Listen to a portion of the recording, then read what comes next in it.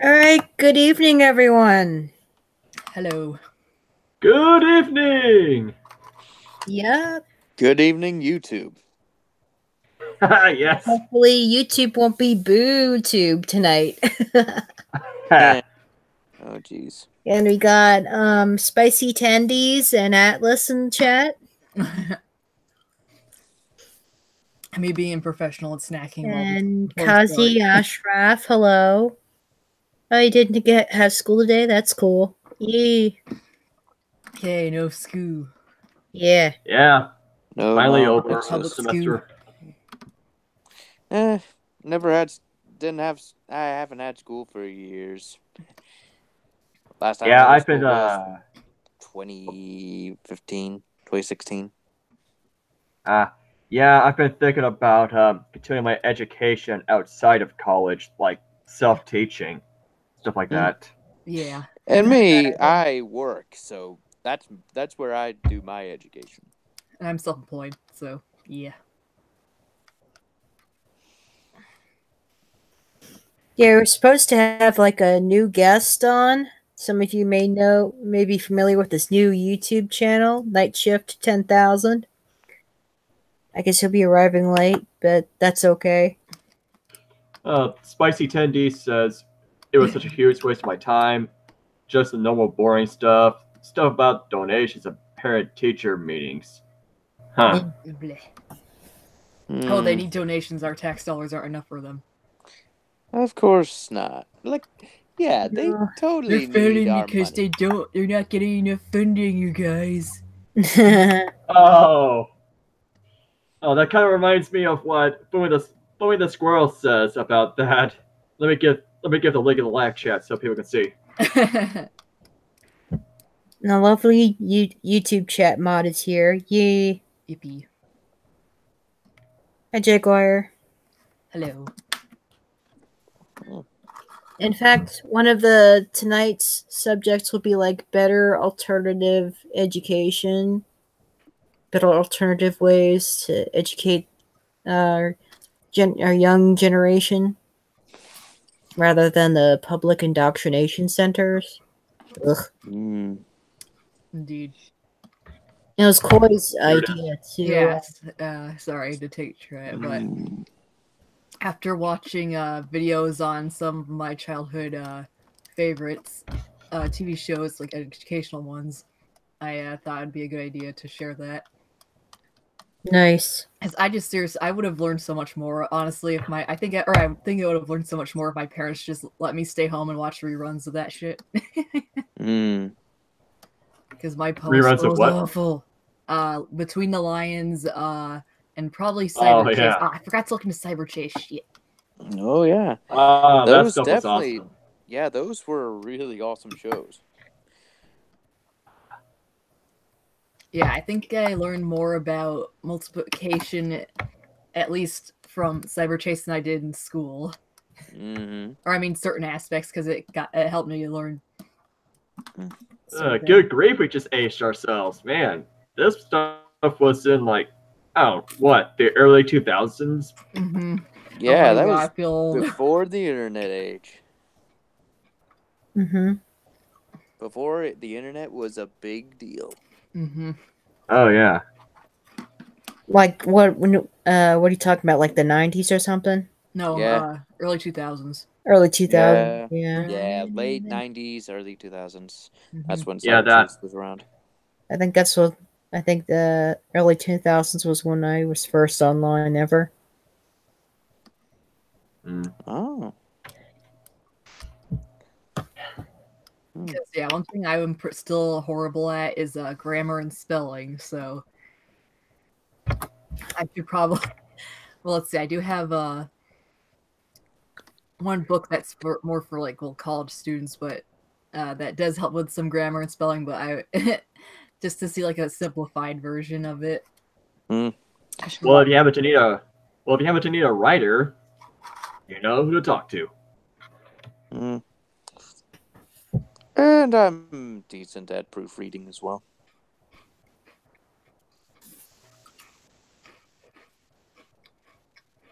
Tendies Well, Kazi Ashraf was asking for our ages.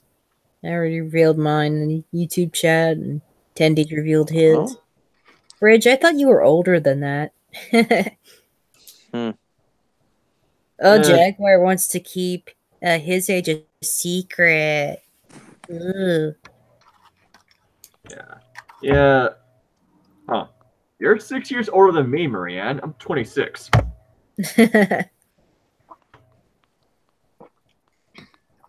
Guess I'm the youngest person here then. Yeah. 23. 23. 24. I'm pretty old.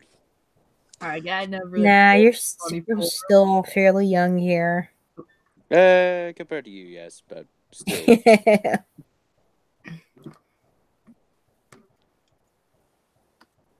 Who Tendies? Who are you talking to, Tendies?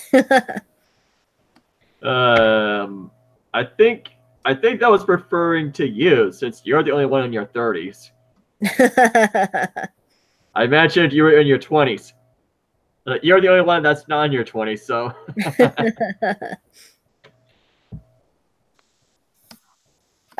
Yeah. I was born in year 1984. Ooh, ironic. Oh. Oh no!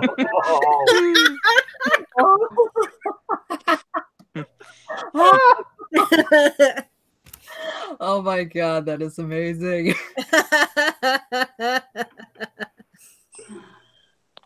Okay, what? Okay, should we talk about the better alternatives to the current education system now, or should we continue shitposting?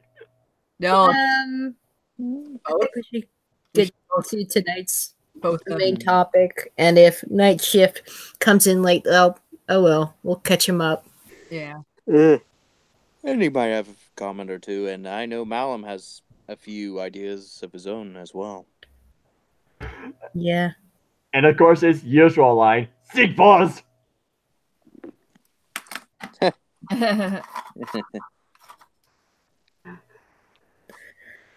Well, first off, gonna have to mention homeschooling. Yeah, most direct way. If Yeah. you can't trust the states, might as well trust yourself with teaching your kids. Yeah. Yeah, and if you happen to be a member of a church, chances are they have some materials that will help you out with that. Or if not, you might just.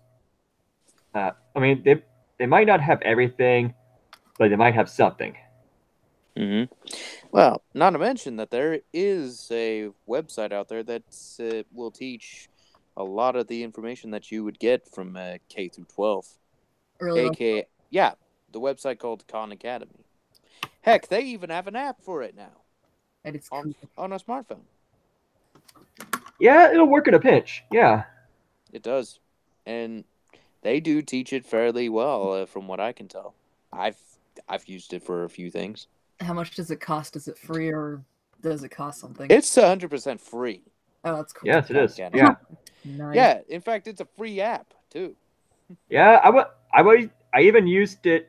It was even a webpage for that was even provided in regards to Confucius from my world literature course in college in the spring semester. Wow. If they're doing that, if even they are using that, then well, what do you really need college for? Or a public school for that matter, if you can get it for everything you need for free. Well, yeah, it has it right there, right down from kindergarten on up. Unless you want to spend extra money and get your kids' educational programs. Yeah, you don't need to. Like, all you need is just a computer. Oh, Khan Academy. Khan Academy. Yeah. Yes. And I've in terms of actually getting into an academic field, I mean, without a state, I imagine people will start mirroring each other or doing apprenticeships. Yeah. It's where a scholar will take their apprentices on different excavations and whatnot to so Mhm. that they can get some actual hands-on experience, which would actually help out a lot more than just sitting on a desk. Yeah. Mhm. No, I actually remember my mom let me skip school once so we could go on a field trip somewhere. Oh yeah, where was this field trip? Apple orchard. I forget how old I was though. I think it was second or first grade. I mean, it wouldn't surprise. Let's see. I don't know if my mom was trying to make if it would make sense that she would do that in second grade because that's when I first started public school, and that was like the worst year of my life. So I don't know. Maybe Mm. give me a break from how horrible the school was. She took me out. I don't know. Yeah. Oh, Almond Rose just said, came here to escape the Red Forest hell. What's going on there? What's going? Wait, what? What's going on in the Red Forest server right now? Oh.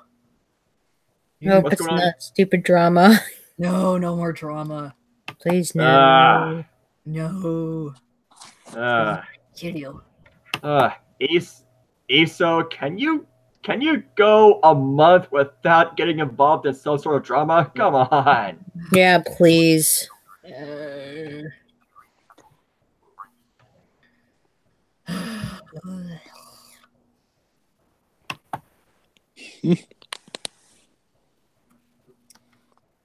Jack Wire says that he's been trying some of the computer programming on Khan Academy.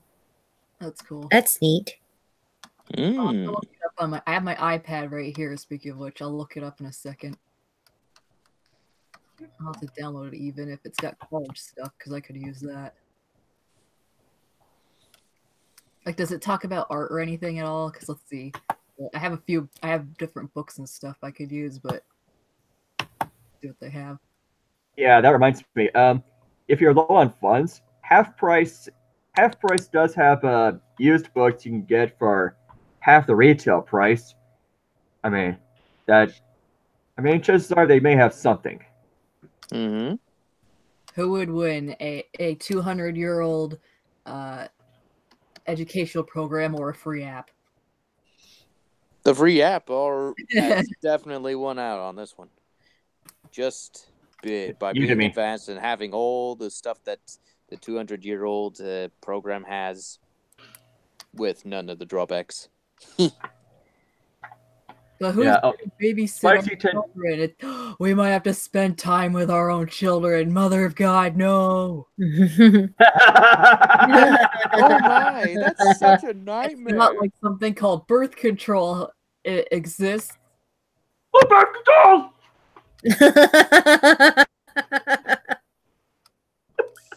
Seamus, you are something. Seamus Coughlin, Freedom Tunes. Yeah. Zowie.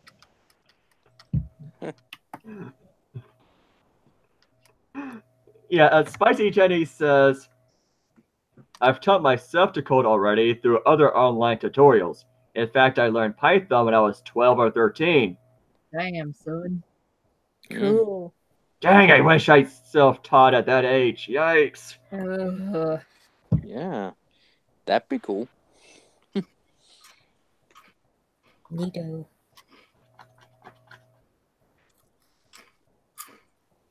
Almond Rose says, kids in my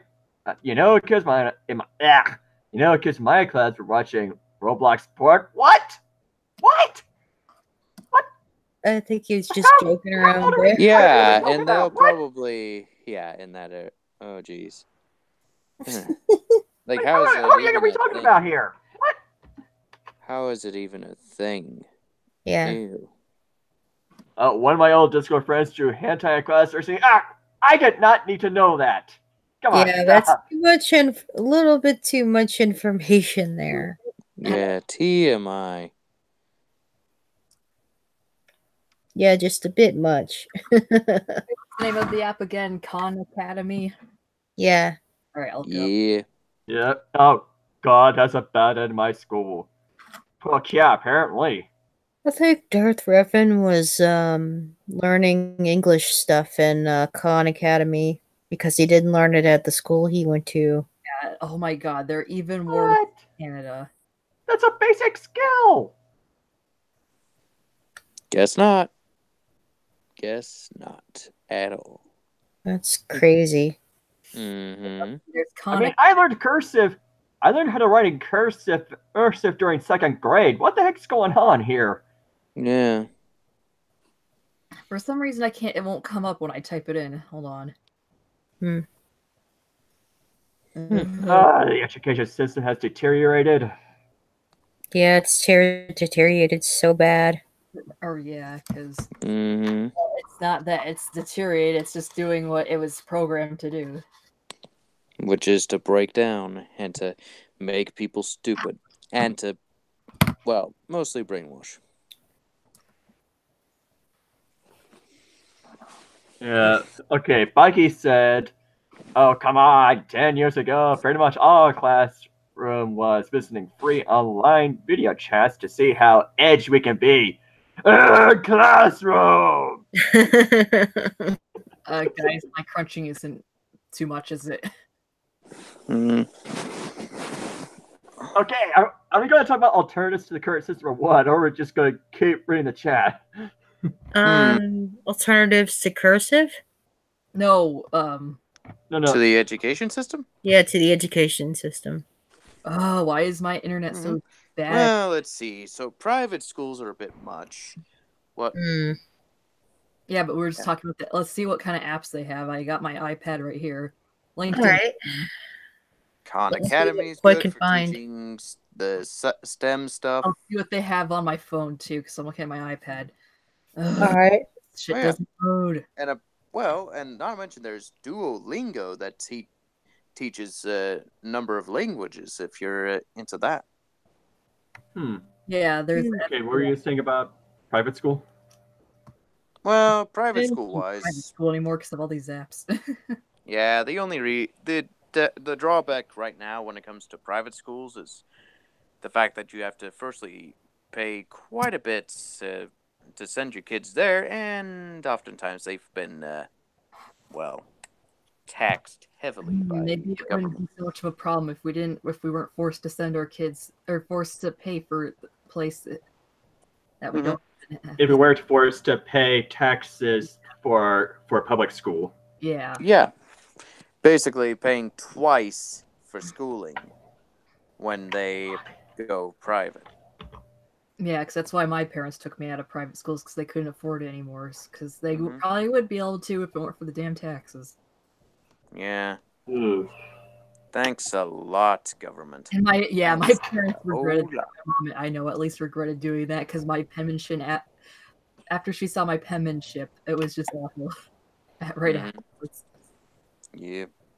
Yeah, okay, album roll, stop. That's too much information. Come on. Yeah, TMI, come on now. Oh yeah, and then yeah. There's the Jaguar do something. There are a lot of apps out there that will teach you a lot of things when it comes to. See, they have all kinds of categories on here. Like they have higher education, and they have all grades, like high school. Mm-hmm. Yeah. High school, yeah. They got algebra, like all types of things. But they got coding, science, math, art, and music. I'm trying to look at it, but it's like my computer is a piece of shit at this hour, or my internet connection. Anyways, I'm gonna see what they have because that's the Apple Store. I'm gonna see what they have for. They might have more on Android here because they have drawing apps and stuff too. So yeah. Like you said, to be honest, both private and public schools suffer from government intervention and indoctrination. Oh, ain't that the truth? Wait, even when you try to escape the indoctrination from public schools, they still find a way to make private schools implement some of it. Yeah. I mean, look at Oxford. Yikes. I mean, ugh. And then Yale and Harvard and ugh. Yeah, currently colleges are just, as a whole, they're just looking nastier every year. Let's see. They got it even worth a test that you can like take your. You can take yourself on here. It looks like for the Oh, excuse me, curiosity. What's this? Is it even worth? Is it even worth me considering sending any of my future kids to a Lutheran school anymore? Just, I don't know. Just No, I wouldn't think so. I'm not, dude. I don't want to have kids, but it's like if I change my mind, I'm not even gonna think of that until the state is gone. I'm not putting my kids through that shit if I do have kids. It's like, damned if we do, damned if we don't. Yep. All you can do is delay not having kids, dude. And Bicky says, can't freely choose what you want to learn. You can't change your teacher unless you change school. You can't take part in organizing your time in what you learn. It's hard. Ain't that the truth? No, they don't seem to have much for education on the... Actually, no way, I'm looking. Oh, let's see, they got the PBS... Well, if you for younger kids, they got the PBS Kids app. Oh, the Mikey also said, and you can't take a break when you're tired. And you have to stay until you die of boredom and those interest in learning stuff. Oh boy, yeah. I think we all been there. Pretty much. They don't seem to have much. Like they have a lot on the Apple Store, but they don't seem to have much on the Android here, except for small kids. Well, there's Udemy. There's Udemy. You can learn. You can sign up for free, and then they have sales, which run the course is pretty cheap. You can purchase a course, and that stays on the app, and you can learn in your own time. So that's something. Cool. Yeah, that's pretty useful.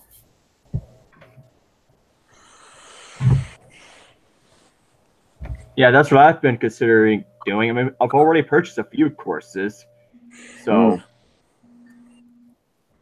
And of course, if you want to learn biblical studies, all you really need are some books and people that are willing to learn alongside you. I mean, right now I've got W.B. Wallace's Greek Grammar Beyond the Basics. Also some. I mean, Sonderban has a lot of linguistic stuff. They're pretty.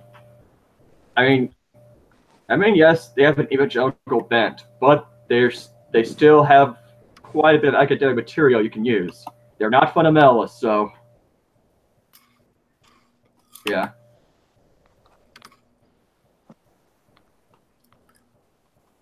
Let's say that I got. Hold on. See, one of the shows I grew up watching was Cyber Chase. I got their web page here from PBS Kids. They also have like they also got games on the site too that you could learn more from. All right, I will link the pbskids.org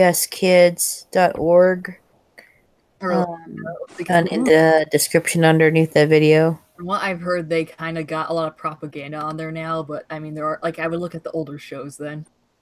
Oh. Let's see, because they got. I was trying to look here.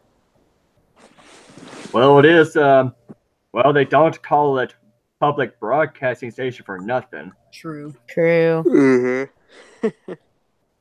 Well, I guess even then it's better than the other trash. Let's see. Because they got even older shows, like I was talking about Between the Lions, which is a puppet show that they had. Oh yes. I don't think I've seen that.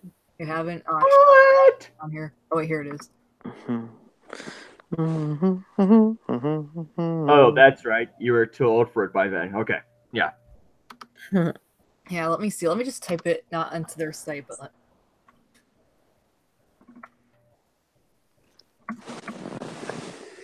also Bird Girl, that didn't last super long, but that was a good show. I enjoyed that. That was like when I was in high school, but even then it was because the thing is my parents or it was my mom who was up like early before we had to go to school, like before the bus came. She only let us watch PBS still. And that's when mostly more little kid shows because she hated Nickelodeon because it was too loud and obnoxious to her. So she made us watch. Yeah, Nickelodeon. That has. Nope, never mind. Since when was it ever decent? Well, it does have a few good shows here and there. Yeah. Yeah, not very often though. Yeah, No. so yeah, like I was saying, my mom made us. The only thing she would let us watch was PBS in the morning. And like Poor Girl like came on when I was in high school, so we watched that in the morning, even though it wasn't my target audience. Mm.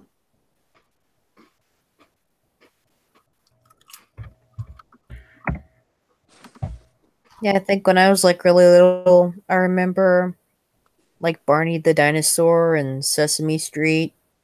Don't ever mention Barney again. That was just yeah, although it sucks. I remember watching those too when I was a kid. Their original. They don't have they don't have it anymore on their site Between the Lines because that's like an older show. I think that was that show Arthur. Yeah, Arthur. That wasn't. That wasn't initially an educational one, but that was a fun show to watch. Yeah, Magic School Bus. Oh, and I still like watching it too. Even it's like very relaxing. Very well, yeah. The new episodes, unfortunately, are getting a few good ones that they have, but it's like the animation is just so. It's like, could you be any cheaper? Jesus Christ! Yeah, I mean, there's also like Adult Swim has this crappy. I mean the illustrations on that one show they have are just terrible. They don't like what a grade school student would draw. Like, what? Come on. I mean, you know what I'm talking about, right? I mean, anyone that watches Adult Swim, you know what I'm talking about? That one show. No. Never mind. I only watch bits and pieces of Adult Swim because my uncle watches some of that. That's the only reason. Yeah, Kazia Shroff brought up a good point in the chat. We need a kids show that promotes individuality. I don't know any. So he's saying that we need one. Oh yes. One. Yes.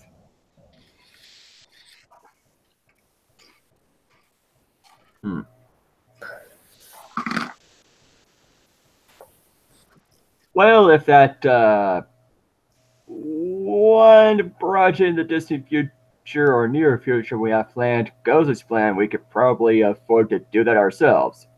Mm-hmm. Wink, wink. Yeah. Yeah, that'd be interesting. I myself was kind of on the fence about writing for kids, but it's like it's kind of actually more difficult to write for kids.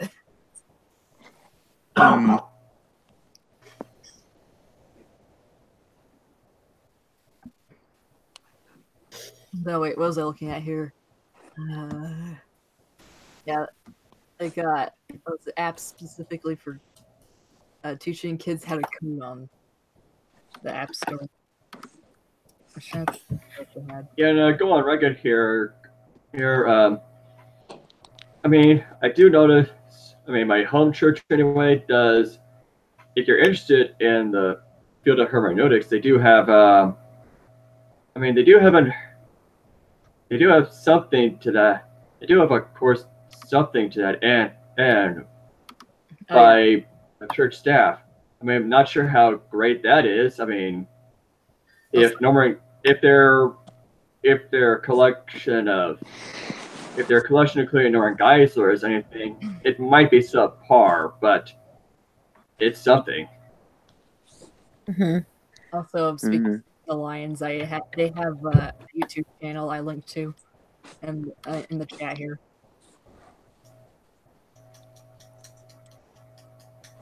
Although, let's see, I don't know if this is official or not, but it's like the video quality doesn't look the best, but it's probably someplace to start if you want to watch it for free. Mm-hmm.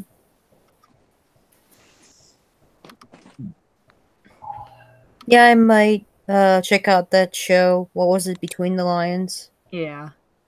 I might just have a look at it. Just to do it. Yeah, I'll do that. Do it. I'll do it. Although also I just remembered, yeah, there's this one person who follows me on Twitter, the Little Libertarian. They're libertarian books for kids, I guess, that teaches libertarian principles. Oh yeah, I remember seeing that account. Oh yeah, Atomic Ancap made a video where he responded to someone that tried to do a smear campaign on it. Oh jeez, what were they? Yeah, Nightmare Fuel. Oh, that guy. Oh, fuck that guy. Yeah. It's a skeptic community. What do you want? Yeah, that was the older one. That was one of his older ones. What was he saying about it? That Nightmare it was trying to brainwash kids. What? Yeah, the exact same argument they try to use on Christian families trying to raise their younglings in Christ. Go figure. Well, I don't, as long as you're not like shoving it down their throats, I don't have an issue with it. Because damn, my dad was not happy if I was an atheist.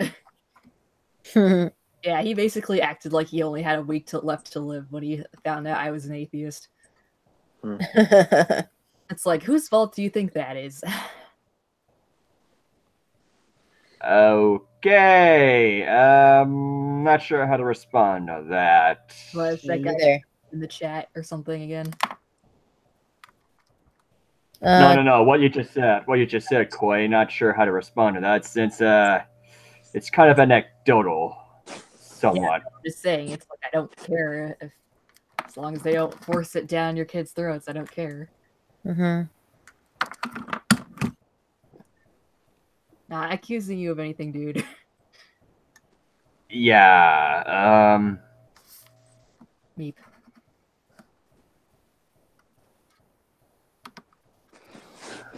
I'll have to look at, or I'll have to look at the response Atomic did to that then. Yep. Yeah, that Do was, it. that was about a year ago, I suppose. Maybe 2 years. Quite a long while ago when Atomic did that video. Tendies in the chat brings up the Tuttle twins. Oh yeah, that I've heard of that before. Shane Killian promoted them before. Mm-hmm. I think they're the ones behind the books.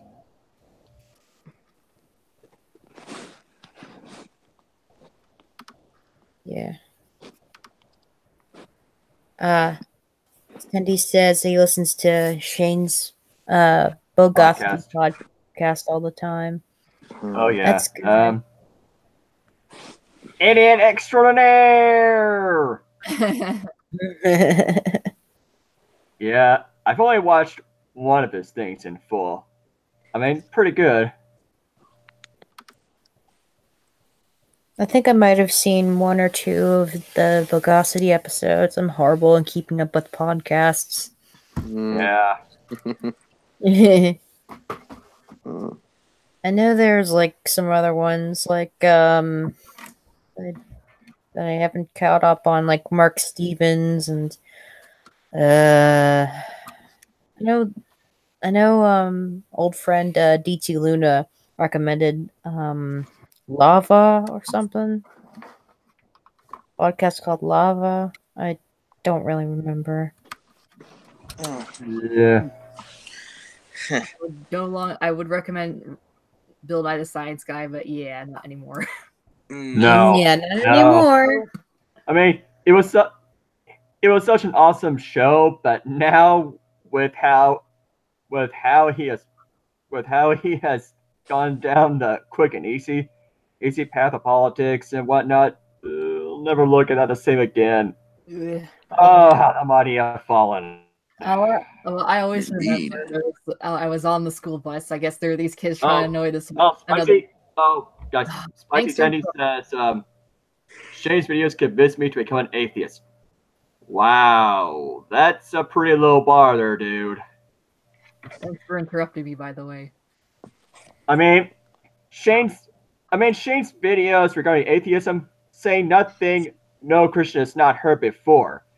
I mean, if those convinced you, sorry, dude, there's no hope for you. Koi, what were you trying to say? I was trying to say, when we were talking about Bill Nye the Science Guy, whenever I think of that show, I always just remember on the school bus, there's this one kid who didn't like the theme song to it, and so these other guys were being annoying to him by going, Bill, Bill, Bill, over and over again. Science rules, science rules. Mm-hmm. I'll always remember that when I think of that show. Yeah, the old show. That was actually entertaining, but now Bill Nye Saves the World. It's disgusting. It's got some social justice crap in it. I am Cancer. Hello. You mentioned about Black Science Man. Is that like Tyson? Oh, what's his last name? Wasn't that the guy who was like the host of Cosmos? Tyson something. Oh, I forget his last name. Yeah. Spicy said, perhaps that was a bit misleading. I've been in doubt for a while, but I officially called myself an atheist after watching that series. Yeah, as if that's any better. Let me provide a link to an apologetics video for Shane killing to try to chew on. Yeah. Oh, Neil deGrasse Tyson. Yep. Yeah, Shane ain't nothing special. I mean, his arguments can easily be debunked. Easily. You planning on doing response videos to some of Shane's atheist videos? Yes. Yes. I mean, they're that easy. Sorry. I'm already working on responding to one right on as we speak. And I am not going to show any mercy. Peace. And I am not going to show. Sorry, I was looking at recommendations here. Phil Cal, the guys who do Charlie the Unicorn, they did John McCain and his vegetable friends. All right, here, Spicy. Show Shane and this channel and let him chew on that. Show Shane this channel and let him chew on that. That's like a 10-year-old video, though. Yeah. John McCain's brain tumor. Guest starred, I guess. Yeah, and yes, technically, James Patrick Holding is probably not an anarchist, which shows in some of his videos, but don't let that dissuade you. All right.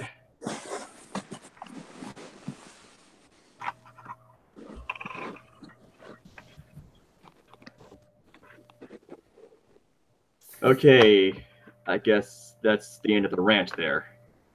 I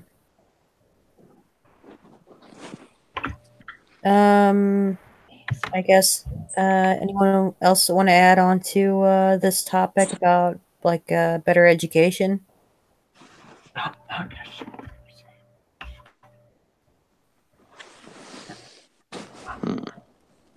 Waiting on Malum so he could come over, get his butt over here, and do devil's advocate. Yeah, like there was a few points that I'm sure that I knew he had. I just don't recall what he told me. And he would have had more than that.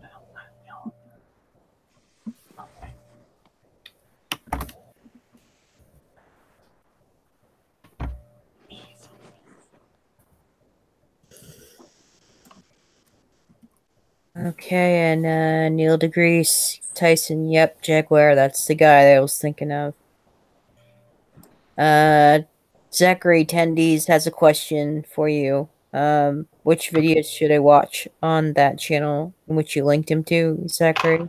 You can start with his series where he responds to him and Meta's questions. Him and Meta also calls himself the atheist voice. Yeah.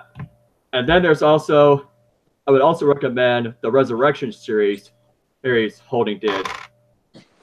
and since Shane hinted at agreeing in quite a bit with Dusty on the matter of Jesus and whatnot in the Bible, I would also recommend the whole series on the reliability of the New Testament, as well as a series where Holding handles the mythicist crap that people pull in order to try to prove that Jesus somehow did not exist. I mean, there are multiple video series that Holding did on that matter, from the Copycat Thesis to yeah. There's also the one where he started with the Truth Search on the matter. Watch those. Bicky asks, what do you think about YouTube educational videos? Real ones like science, chemistry, math, etc. Have you encountered them? Have they been useful? I haven't, unfortunately. I've encountered some. I've encountered some. There's also some of philosophy that I've liked. That talked about rhetoric and whatnot. Mm-hmm. I can't remember any off the top of my head, but yeah. I've recently discovered through Fintronaut the Academic Agent channel, in which he talks about Austrian economics. I've yet to listen to more of his stuff. It seems like a very interesting channel. He does all sorts of videos. And yeah. Before I forget, in case Shane Kuna tries to accuse Holding of making all the crap up, I'm tired. In case Shane Kuna tries to accuse Holding of lying and making all those cultural concepts up, I'm going to give a link to where you can find the bibliographies on Holding's website. Because I know Shane's going to pull that stunt.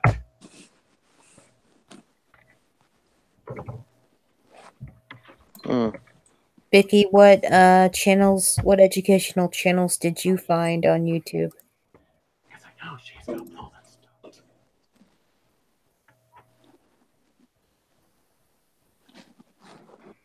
stunt. No, Kazi, he's in my server. Bridge is in my server, and Ancapistani. Oh yeah, there's another show that I also remember hearing about. I didn't watch it growing up, but thing is, I don't know if it's still around. I think I heard that the series was lost, but one apparently that was beneficial to kids with autism was Bear in the Big Blue House. That's why I linked to a video about it. Huh? You don't remember that show?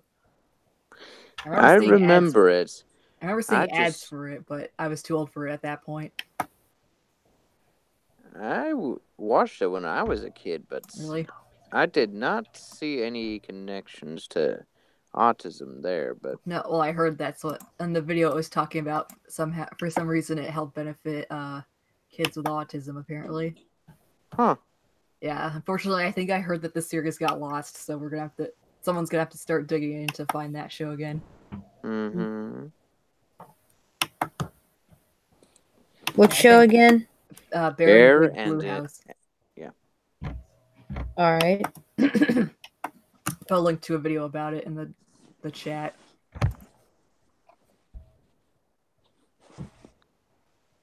Yeah, there's definitely quite a bit that's better than the Prussian model schools. Yeah. Bicky says he likes Cody's Lab, Brainiac 75, Doisoi 2, Practical Engineering, and more. Those are what Bicky seems to remember. Okay, cool. Yay. Ooh. Kazi asking for your Discord link right now. Kazi, I can't link it on here because I don't know. It's like someone might get in and try to cause trouble. Yeah. Kazi, I can give you my contact, and I could friend you, and from there I could link you to my server. So, eh.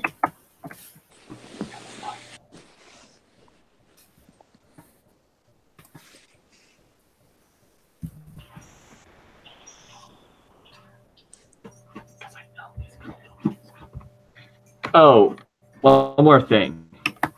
Mm-hmm. If in case Jane complains about the comments section and rating system sometimes not being usable, first off, Holding does that with a rating system because, well, randomly or whatnot, because he does not really find it all that useful. For one, it does not even tell you why people give thumbs up or thumbs down. That's one of the reasons he gives. Second, the comment section thing, you can make a comment on his videos for the first 30 days. After that, he closes the comment section to protest Google Plus. I mean, he says, just throwing that out there. Not that anyone's gonna listen.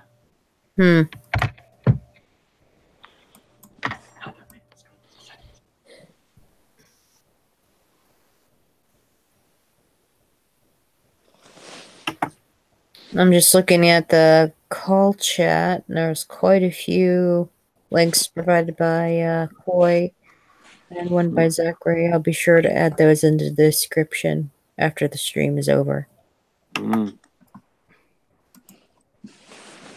Alrighty. Well, Kazuya gave you my Discord ID, so add me whenever. Alright, I guess we're done with the first topic. I guess we just wait until, like, Malum shows. I guess we just talk until then. Yeah, it might be a good time to... Oh, there's also the library. Well... Yeah. I mean, sure, it's still publicly funded, most likely, but... There are some gems that you could find in a library, or even a used bookstore. Oh, yeah, like half price, like I mentioned earlier. I used to have a used bookstore a long time ago. Yeah. I mean, not only that, but... Far away. Sorry. Not only that, but since libraries typically cater to pretty much everyone, all the clients, chances are you might find something on each topic. Something. Or a broad topic, anyway. Even better if it's private. That means they have a market incentive to actually provide what their library patrons want. What was that?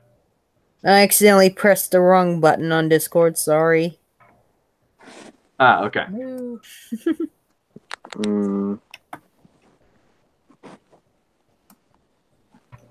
Spicy, we did not need to know that. Jaguar, where are you? Was that one person being creepy again? Yeah, Spicy. Seriously, get your mind out of the gutter for once. We're talking about serious stuff here. Or at least trying to.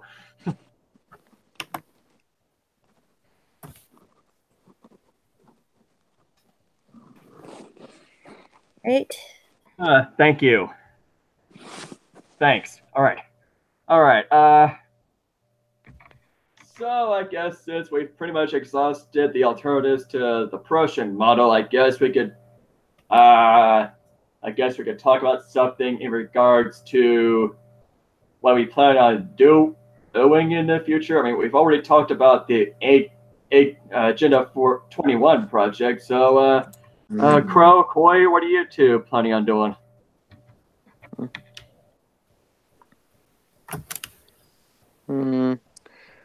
Me, I'm just doing my best to work on my private security career. Yeah, I mean, in terms of videos, though. Yeah, that's what I meant.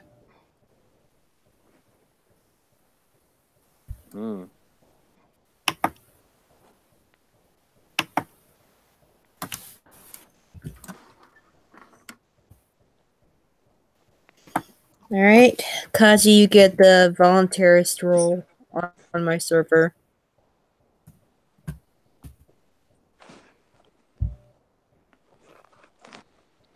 Ah. Yeah, you are on a SO server. I remember seeing you on there.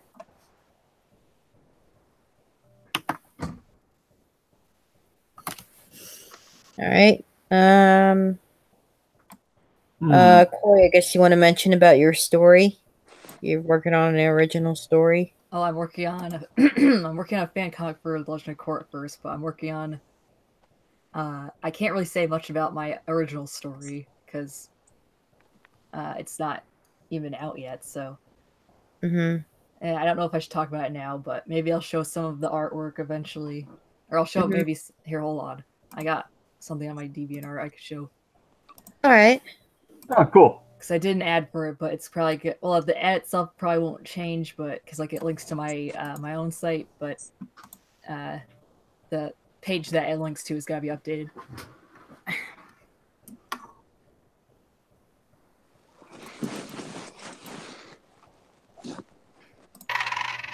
Random question, but has anyone else been having problems with Chrome on their computer? Because mine isn't loading all the badges and everything like that, like on DeviantArt. I use apps, so I don't experience too many problems. I think Chrome is like slowed down for me some, but it's nothing too problematic. I only really use Chrome for the streaming anyway. The rest I use Brave or Firefox for, so yeah. Doesn't really affect me all that much. Yeah, I use the Hangouts app for this live stream, which, hey, I'm on a smartphone, so easily arranged. Yeah, I should probably use that. Yeah. This microphone's great for recording, but it's not the best thing for live talk. No. I don't know. Here, see, this is my ad I did. It's like a fake propaganda poster. Oop. Oh boy. What do you think? Oh, looks nice. Thanks. Oh crap! I better look at it. Oh yeah, it is kind of a Greco-Roman flair. Or it's based off of a Greek artwork. Yeah, that's why I said that. Oh, okay. Yeah, Greco-Roman, Greece, Rome. Oh, okay. For some reason, I thought you were referring to an artist. For some reason, I was confused. No. Oh. I didn't hear you properly. My ears are dead. What did they teach in history? No, my ears are just dead. That's what. Because I didn't hear you properly. Sometimes I just forget how to brain. As well, so yeah. Yeah, that's something I'm working on. They use plants for weapons though. Like see plant guns. How does that work? Plant guns. What? How does that work? I don't know yet. She's still planning that out, I suppose. Yeah, I'm still working on writing it. Basically, it's Star Wars meets what's it called? Zootopia, basically. And Doctor Who. It's kind of like Doctor Who and Avatar as well. Crap. What? What's wrong? That explains a lot. What? Oh, when you mentioned Doctor Who, there's a whole bunch of shenanigans involved in there. Indeed. It's not connected to it. I'm just saying it's got similarities to it. Yeah. Yeah, it's the only thing right now I have public for that. And a bunch of other crap that I got here. There's my cosplay. And there's your Tale of Rabbi. Tale of Reba, yeah. I gotta stop posting memes on here because that's not good. Very professional. I like the memes though. I can't help it. And there's the equalist what's that ball Tom's meme. guy? Huh? Tom's guy doing? Okay, what is that supposed to represent? Wait, what's That that? ball. That ball Oh. was shaped. What's that? That's the equalist political ball meme. I didn't know what to put for the. I didn't know what to put for the. What's it called? Oh, Mike the cat. For the meme, yeah, Mike the cat. Mike the cat might appreciate this. Okay. We gotta get him onto this stream sometime. Maybe. Yes. So That'd be great. Let's see. I'll show some of the first chapter if you want, while we wait for what's his name, Malum. So, derp. Here, I'm just gonna show you some of the artwork. You can read it for yourself if you want me to link it. Yeah. The artwork's not the best, and I mean, it was something. Or it was my first time drawing a comic, so in the first chapter, so it gets much better though. Like even in later on in this chapter. Yeah, kind of like Tom Fishbach and Two Kinds. He's been at his webcomic for years. Wait, that's still being written? As far as I know. Holy shit.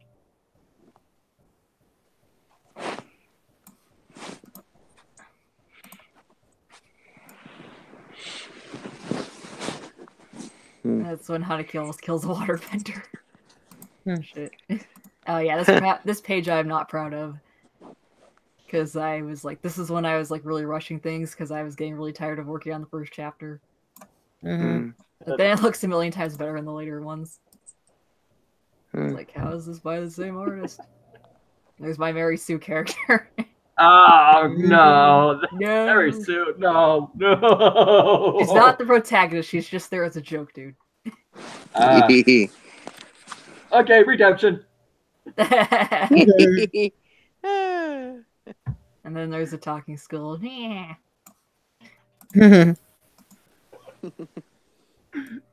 I need to get one of those. Like, Zachary. Yeah, sorry. You gotta get back to work on what you want to do. Okay. Wait, what's going on? What's happening? I don't understand you. Because this, the first let's see, the first first 10 pages was Photoshop, because that was before I got Clip Studio. Yeah, sorry about the tiny, yeah, I gotta fix that, the tiny wording. You need to go in with a magnifying glass to read that shit.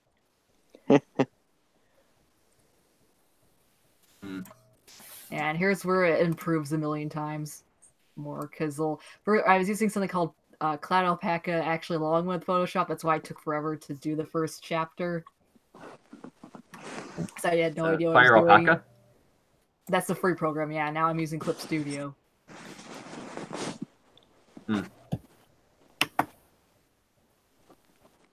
Yeah, the backgrounds I need to work on more too, because those are kind of barren.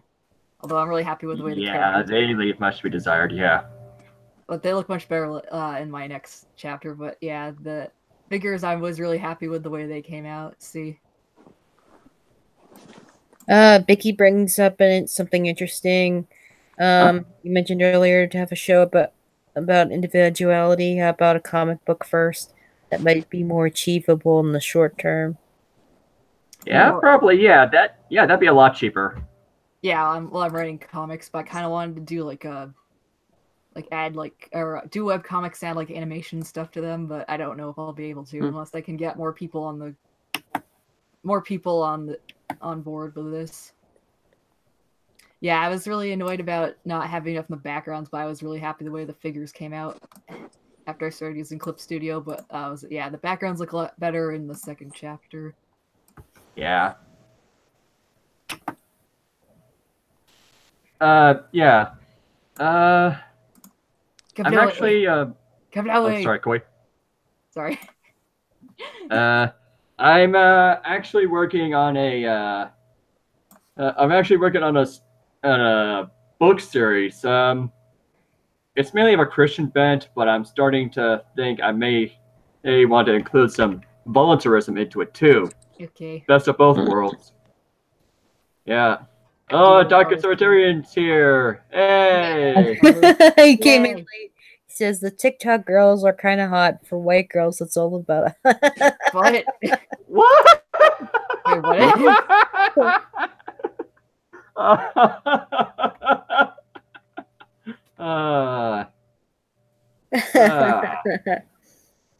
Senor.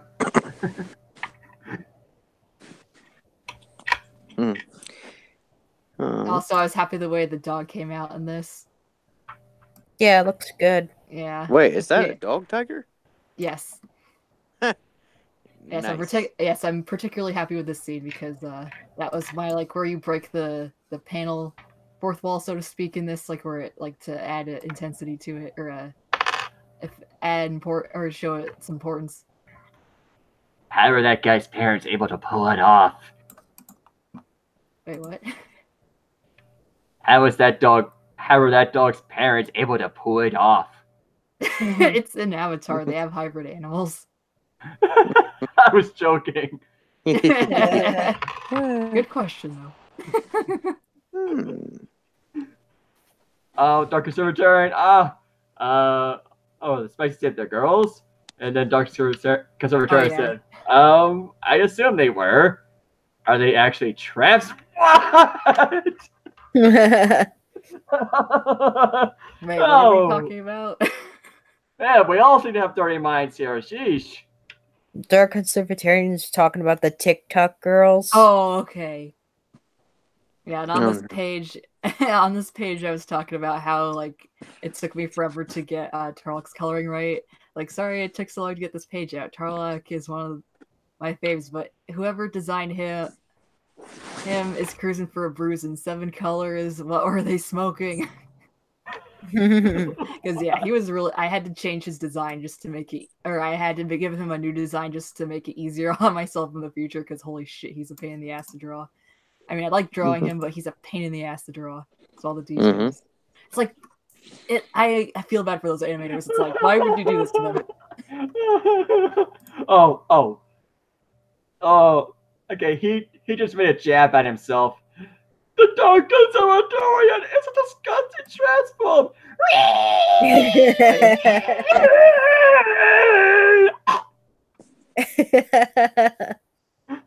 Died of reading.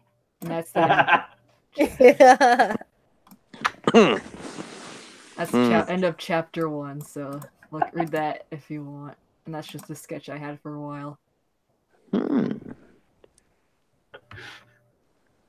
Yeah, the next chapters onward, they're very nice. Yeah, let's see. I'll show you the beginning of chapter. I'll show you the beginning of chapter 2. Let me see, where is it? Because here it is. Because I was actually gonna sell the AIU on the alternative universe on my own site. After this, because I had the first few pages for free, but I'm gonna sell the rest of it, the whole thing. Yeah, the artwork looks a lot better, and because that's her sketch. That's why it looks like that.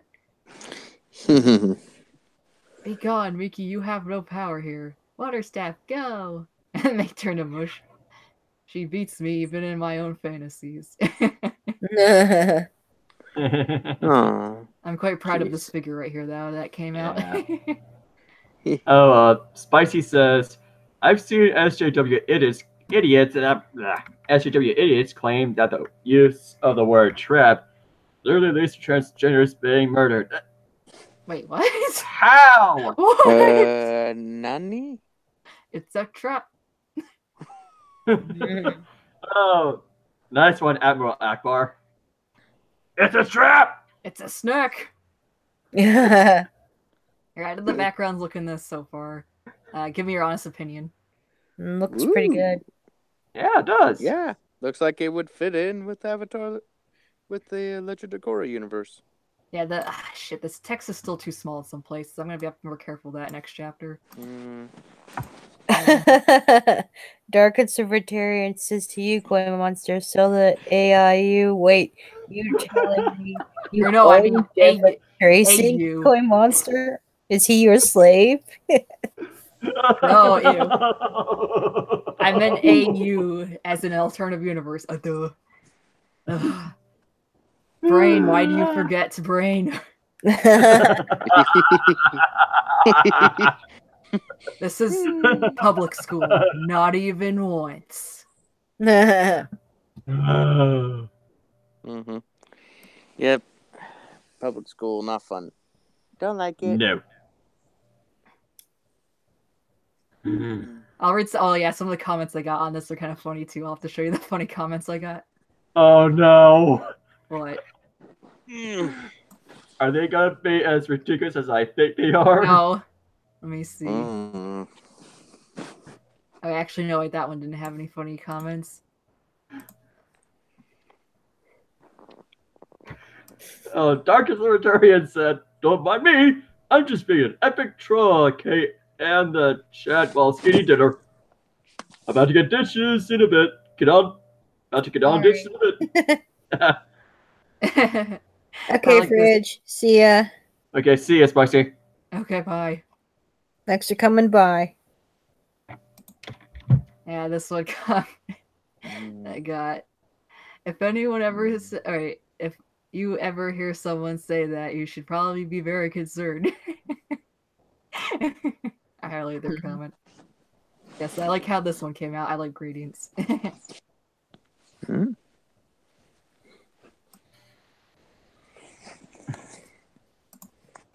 And, oh yeah, this is the last page that I got out before, like, the first 5 pages will be available, but the AU or alternative universe will be available later on, because that's the only way you can. I think that's the only way I heard you could sell fan comics, at least for Viacom. It has to be alternative universe. Otherwise, it's like they'll be like, nope.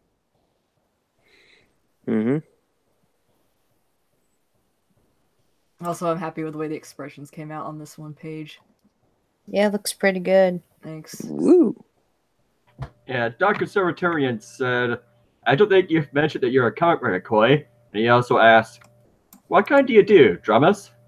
I kind of like doing mainly science fiction, fantasy, with some drama, but also like comedy in it. Like, it's like kind of like I like doing stories that are more dark, but it's like they are not like overly moody.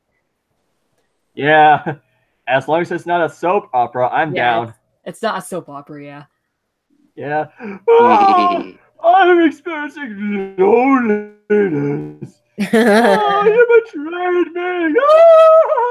Yeah, I drew this one I redrew this. Technically, it was a sketch at first, but I redrew this at the beginning of last year, or this year actually. That's Hanaki in her mom's police jacket. Because that's like her comfort. She only wears. Oh, this is her older, but she only wears it now in the winter. Before it was like her safety blanket. Oh, that's so adorable. And here's my Valentine's for the Mary Sue character. Screw the critics, you're perfect. Wow.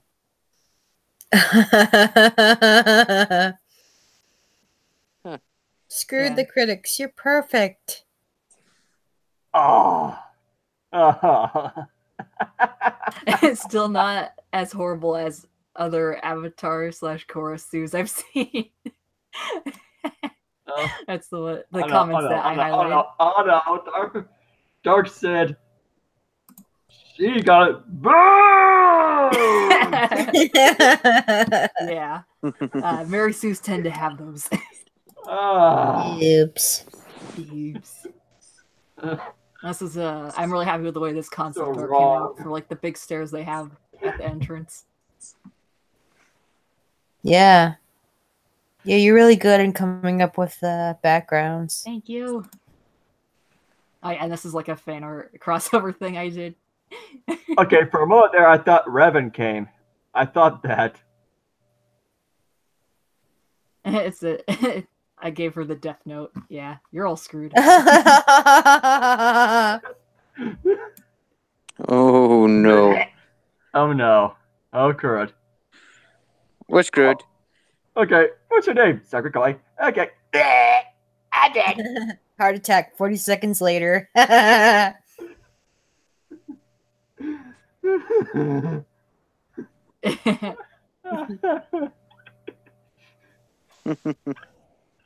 Okay, what are we talking about now? A lot of people like that one, I guess. I gotta get more people to look at my shit. Alright, here. Oh yeah, this is one drawing. I'm really happy with the way it came out.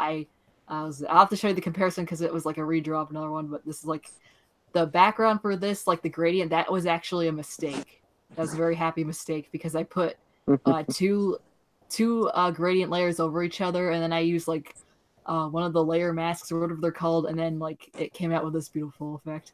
So it was gonna be like originally like sunset, but then I put another one over it, and it gave this effect. And I'm like, oh my god, it's amazing. Yeah, that's pretty cool. Yeah. All right, let's see here. Where's the comparison? Well, don't give everything away now. No, this is just where is it? Mikey said, Here, Empress Palpatine. wait, what? See, before this was the before drawing. Yeah, Mikey said Empress Palpatine. Do it. Oh, no. No, no, please no, no. Do it. Get him. Hmm. Sorry. Yeah, see, it's improved quite a bit because that was before 2017, Oh, 2018, 2017, 2018.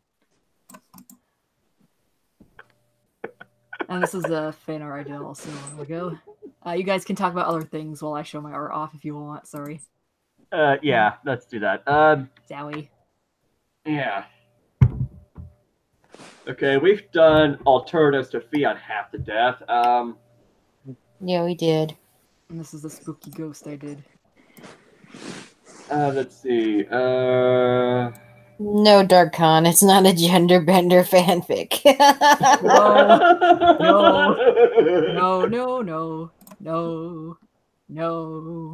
No.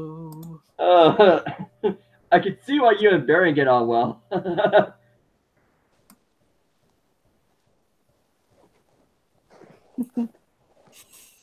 Oh, Darky. Sorry. There's the teacher. Oh yeah. Also, I think was it. You guys should like was it UA Academy because it's a private school. So yeah. Oh yeah, and hold on. I did a commission for my one friend, Anarchist Pineapple. I posted on there the line art. Oh? Because he wanted me to do some line art for him, so I posted that on DeviantArt. He was happy with it. Let me see here. Dr. Secretary cool. just quoted. Thanks. Wait, what's going on? Dr. Secretary just quoted me. Hey, I can see why you and Barry get along well. XD lol. Okay, I'm not sure if I was incorrect. That was it. She's still a thing? No? Okay. Oh yeah. Oh. What?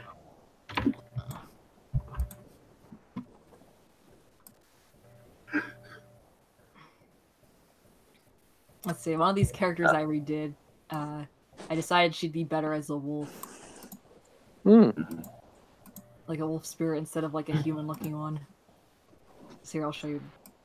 Oh, ah!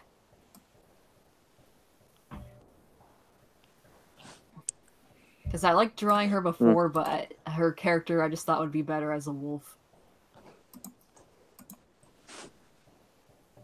Yeah, that's like her when she was like a human-looking spirit. And as I showed before, this is her. Like this is a sketch I did of her as like a wolf instead. And I like it as. All right. Good night, Kazi. Good night. All right. Good night. Thanks for coming, Kazi. And here's two characters that I got. Was it? There's like sketches of two characters that I had for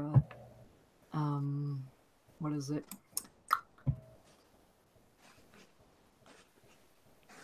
Yeah, for two characters that show up in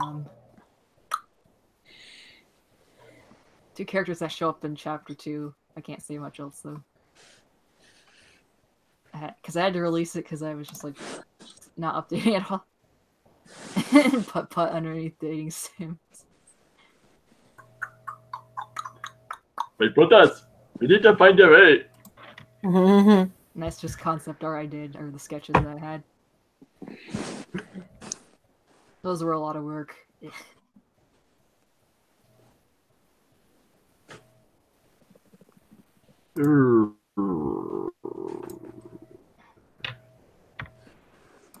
We haven't really talked about the court system all that Yeah. much. No. I don't really know anything about that. I haven't looked in much into it yet. And that's another. Was it the two? Well, me neither. nah, Supervisor. it's actually pretty simple to explain the court system right now. It's currently they use that as the main thing to defend against the corruption of the Senate and the presidency, which, yeah, you've seen how well it works.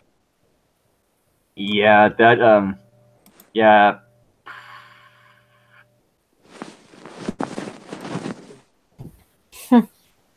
Yeah, this one is also another one I'm happy with. Okay, So, we gotta find something to talk about. Oh, Dark Conservatarian says, by the way, I ought to have another live stream with Bering sometime. Maybe just an interview to ask him some questions about his own beliefs and how he envisions the future of the skeptic trademark community. Oh yeah, another. Let's see. This is like a cosplay. Come on, why isn't this? Yeah, the skeptic community's future is rather bleak. Yeah. Especially since, I mean, if they're trying to stir up drama with thought on it and ruining people's lives with it, you know that their time is short. Yep. Mm-hmm. Yeah, and the whole thing about supporting the Internet Bill of Rights. Ugh. Yeah.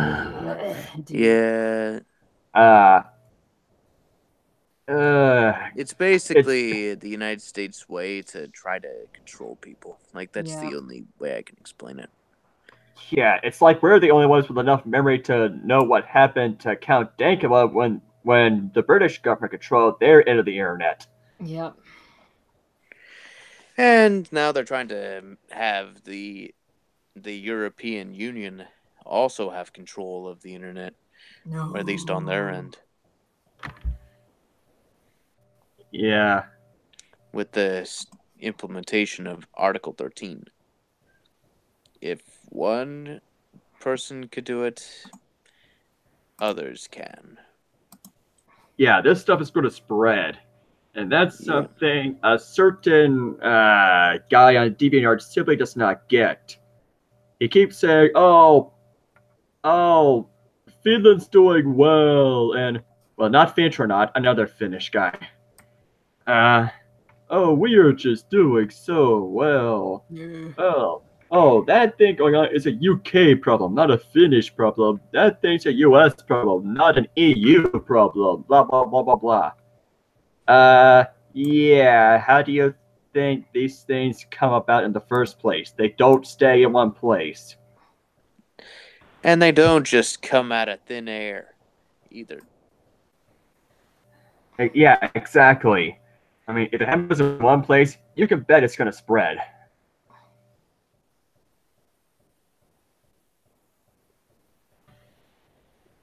Oh, Mikey says, skeptics are kind of obsessed with drama and growing their channels. Yeah. Just what I see.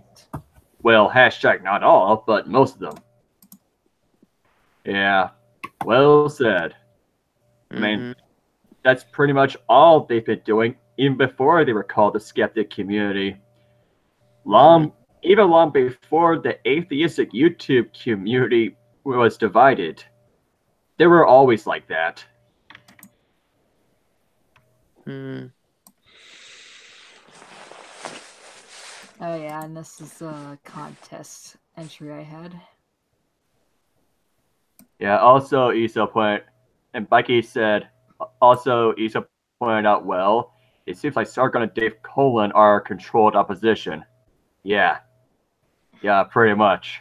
They just, I mean, they try to act like they are actually opposed to the system, but they're just playing into the system with all the fear mongering.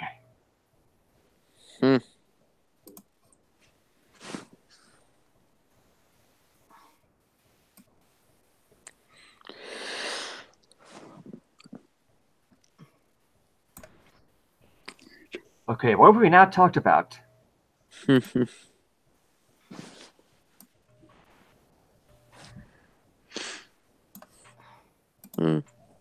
Any ideas? Come on, help me out here. Well, let's see. There is one thing I have seen about the court system when it comes down to it. Another flaw, at least. One thing I found is that we're talking about a group of people that is supposedly not beholden to the presidency or the legislative branch. Yet they are appointed by the president. Yeah. The only reason somebody would appoint anyone to anything is if they trust them to follow for their ends, whatever purpose they have, which almost every time has been selfish. Yeah, exactly. And you wonder why a certain federal court circuit along the West Coast has been called bunch of activist judges since mid-century in the 20th century. It's just, I mean, there's a reason Christians keep there's a reason Christians keep pointing that out in terms of the ACLU and all that. Dark Khan asks, "What is your guys' opinions on Andy Ho, bitch, ho, Warski?" I don't know who that is. I have not really watched his content. I don't know the guy. I never heard his name till now. I mean, I know the name. I know the name, and I know that he's had streams where he had various kinds of people on there. It's also where the debate between Sargon of Akkad and Richard Spencer took place. Huh. I mean, Mr. Deberton should have something on that. There were other people involved as well. Okay, let me find the link. All right.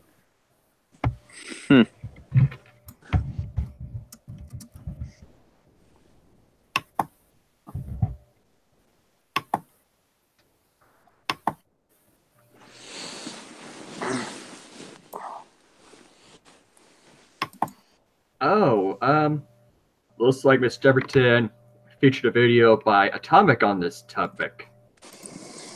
Or something like that. On the court system or what?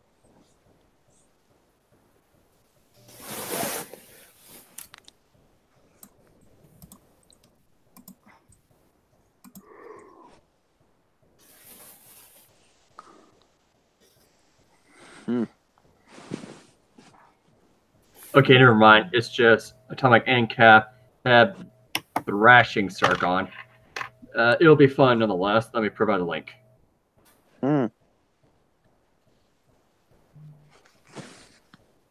Everybody talked about Thought Slime all that much. That might be fun. Thought. Yeah. That might be hoe fun. over there, Slime. Thought Slime.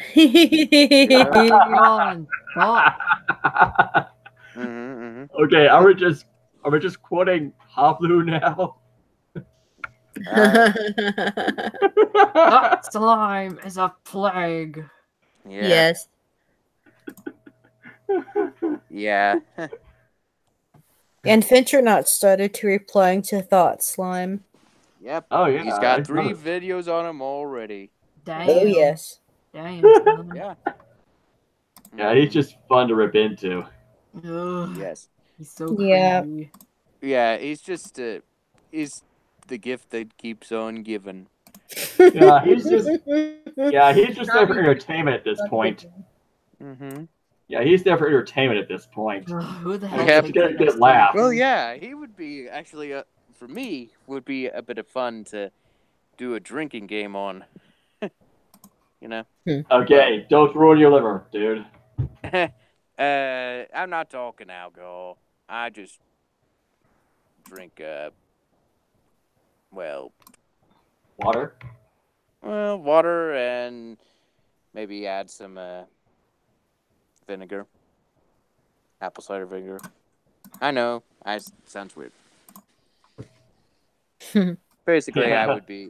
What would happen is that I would be basically pickling my entire stomach when doing that. So, there's that. Hobler recently did a video on Meanarchy, and he pretty much ripped into that one with one question. Yeah. Yeah. Pretty easy. Yeah. Basically, the question was, do the people have the right to resist a tyrannical government? And by that he meant not violently, just other methods. And if they answered no, then at best they're just bootlickers, and at worst they're just authoritarian dirtbags. Yeah. Yeah. And if they answered yes, then that pretty much destroys Meanarchy as well, because if you're going to do that, then it turns out that even Meanarchy's not good enough. Yeah, it isn't. And at which point you're no longer a Meanarchist. Mm-hmm. Either way. Nope. Yeah. Monarchy is basically just limbo between being a statist and an anarchist. Just wait 6 months and you will end up going one of two ways. Yeah, exactly. I mean, look what happened to Stephen Molyneux. Mm.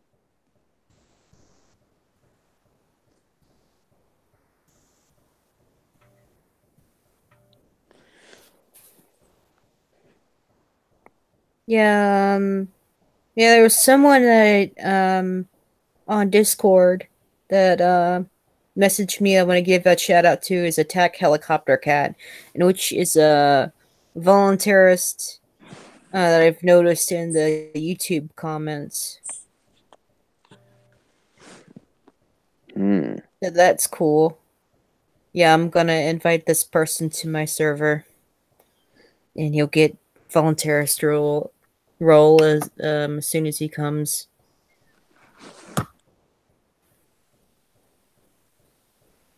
Yeah. What is with? I mean, how did the attack helicopter thing even become a thing? Wasn't that a policy of an authoritarian dictator? What? I don't get it.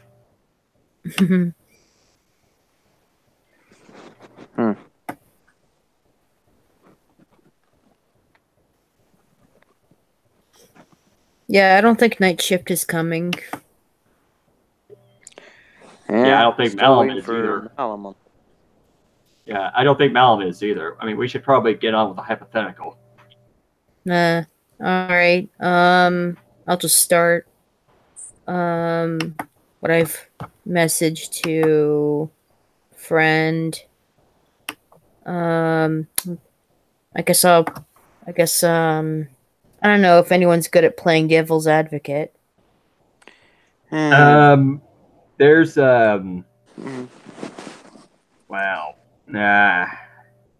Well, there is a very real possibility that the alternative ideas can still be used to turned around and still establish a state. Mm-hmm. Especially if there's only one type, only one option available. Basically, what Malum was going to give as a situation for us to tackle as per his usual devil's advocate thing was the thing about flash mobs. The thing is, I mean, pretty much done the same way it is now. A lot of the rich, a portion of the rich, since they're the ones that are actually going to be able to afford it, are going to try to reestablish a state by paying for flash mobs, in which case you can't even prepare for it. It just happens. And which will then provide a demand for security, And when that happens, the flash drive is going to target those firms as well and start killing off that sector. And then what they're going to try to do after that is to try to set up somebody as the savior in exchange for establishing them as pretty much the state. And try to because fear is going to run high. And fear is a great way to control people. Yes. Fear and lies. Yeah, and what Malum was going to ask is, how do we tackle that? And the education is going to be an important part in doing that defense. Yeah, I mean, if people know ahead of time that that's one of the tactics that people will use to try to establish a state, they're probably going to go full Admiral Akbar and go, "It's a trap!" and hunt down whoever's responsible. And how to do that without creating a state will be the challenge. Though, you're probably talking about private security here, and each one could cooperate when it just. Yeah, they can willingly cooperate and just agree to try to figure out who it is.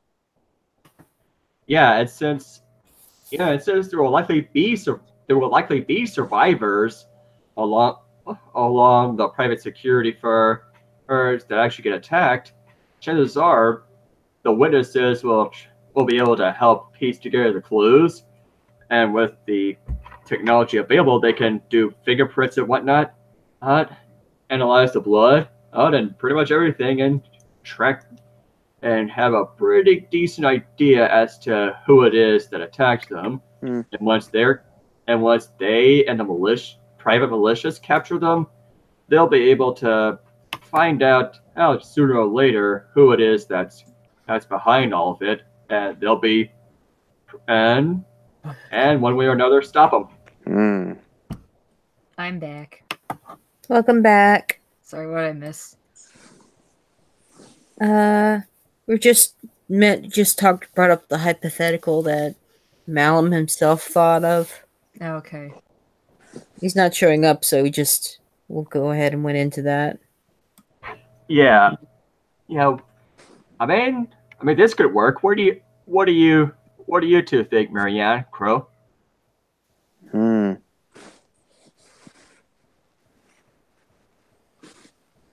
Well, there is still a very real possibility that's even then, depending on the situation, if we don't have enough private security firms, they could use that as a way to create a monopoly, which can then reestablish a state.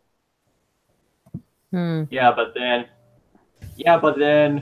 how are they going to keep other security firms from entering? Exactly. If you're talking about pure anarchy, the chances are other firms are going to fill in the demand if they're if they're bold enough.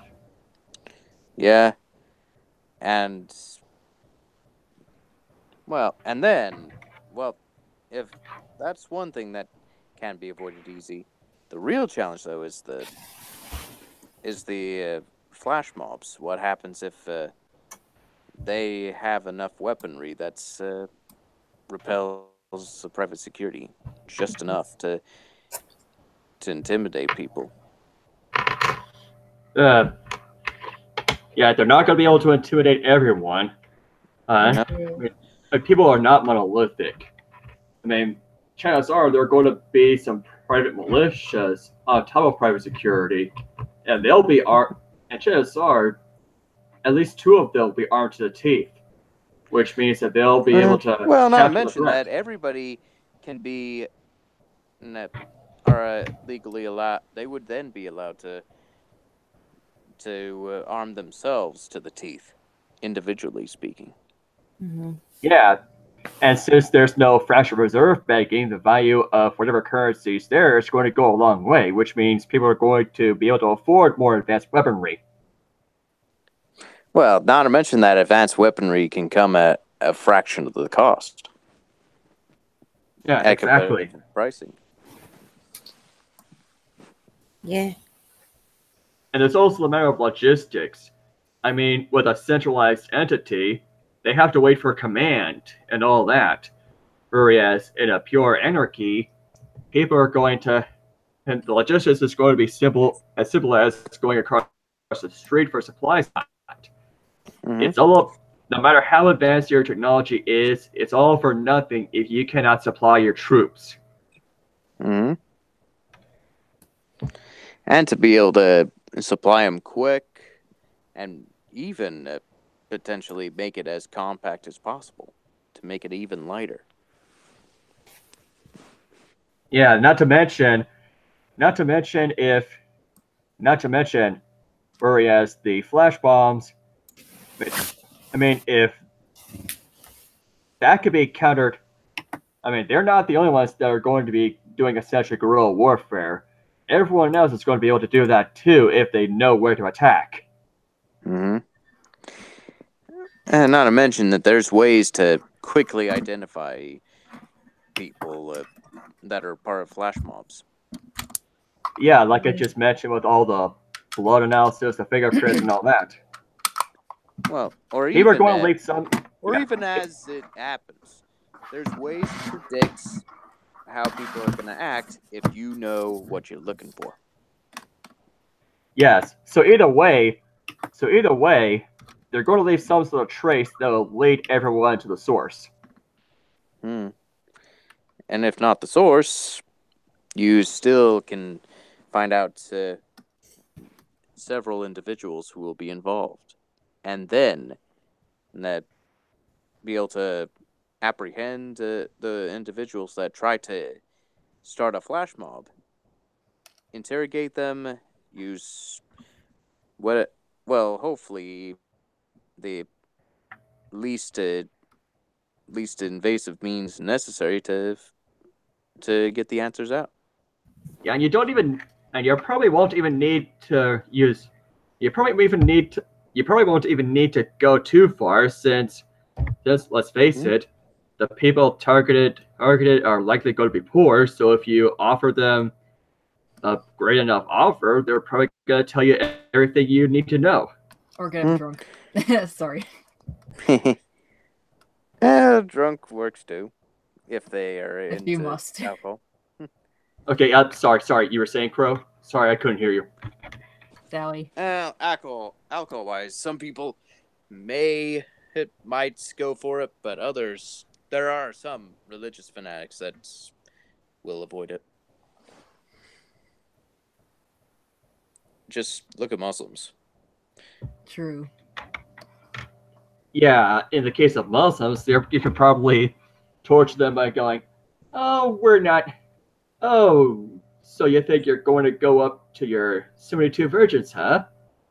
Well, you're going to wait a rather long time, pal." Yeah, we're not going to let you have your ascension to heaven, buddy. No thanks. And not to mention, and we're probably going to have to, and you can probably make do with just your left hand. Oh, no, please. Because chances are they come from a place where eating with your left hand is rather shameful, because that's what you use in order to go to the bathroom. So, oh, no, please, no. Oh, yes, you would not be able to go back to your folks after that, buddy. All right, I'll tell you. That's the spirit. Right, you don't have to actually cut their hand off, right? You just threaten them with it. Yeah. Hey, if you know how to act well enough, they'll still. Almost anybody can be scared into it. You don't even have to. You don't even have to do anything physical. Just the mental aspect will be enough. Yeah, psychological torture is bad enough. Yeah. Yeah, desperate times call for desperate measures. All I'm saying.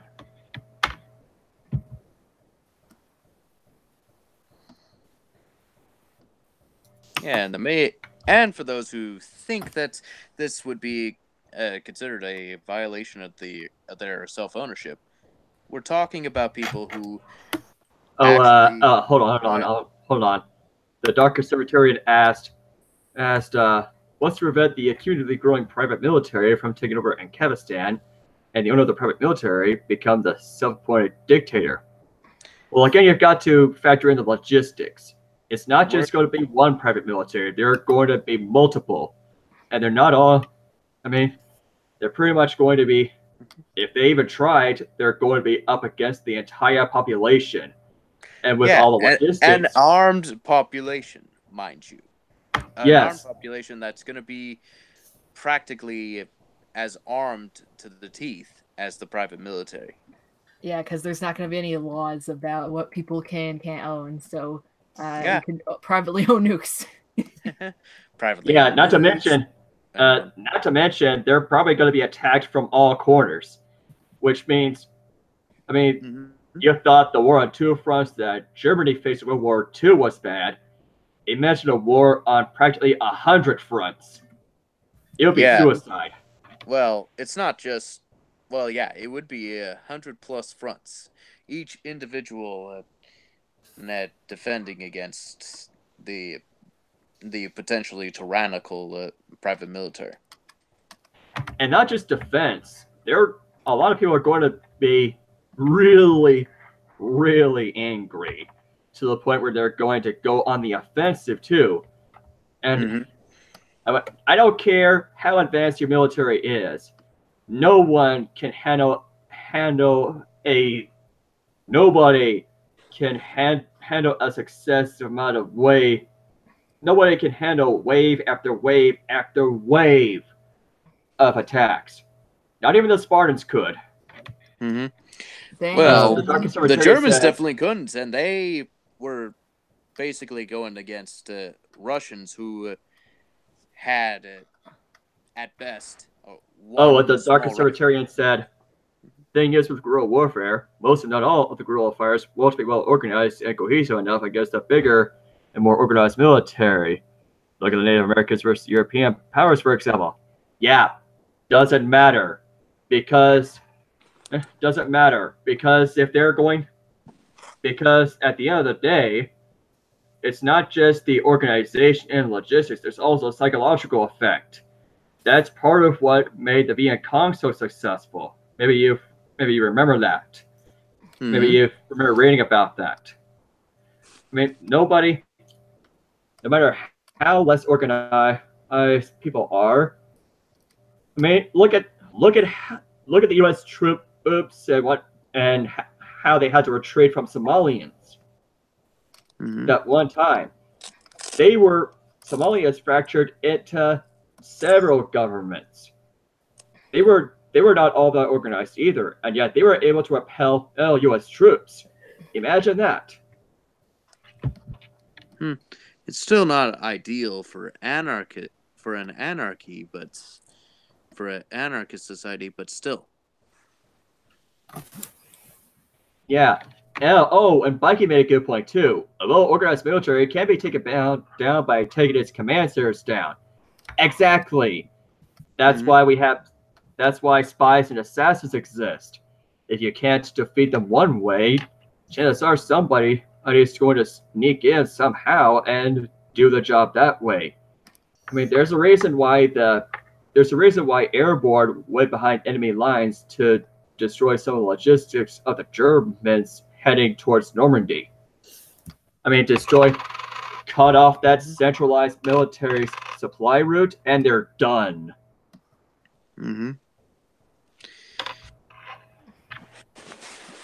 Yeah, I'm surprised that people over the years have not realized that. And Bucky also about that. Bucky also said, and Bucky also said, look how much the Irish gave pains to the British. What was it? 600 years of invading? Yes, exactly. 600 years of war, and they still kicked poor little England's hiney. Oh, look who showed up in YouTube chat just now. Revan! Yay, Revan. Hi, Dark Revan. Conservatarian said, Vietnam was an example of unorganized guerrilla warfare working. natives versus Europeans was a little bit not. Yeah, then again, the natives did not really have access to the. Then again, the natives versus Europeans was not quite as even as a scenario we're thinking of. Mm-hmm. Indeed. Did anyone answer Becky's question? About What's to keep other states from invading Ancapistan with its mighty army and arsenal? well, in this particular scenario, we're talking about an anarchist society that has been well established and has their particular militaries ready. Well, not to mention, even if we weren't at that advanced, having multiple societies divided, just like the Irish had way back in the Celtic era, before the medieval period.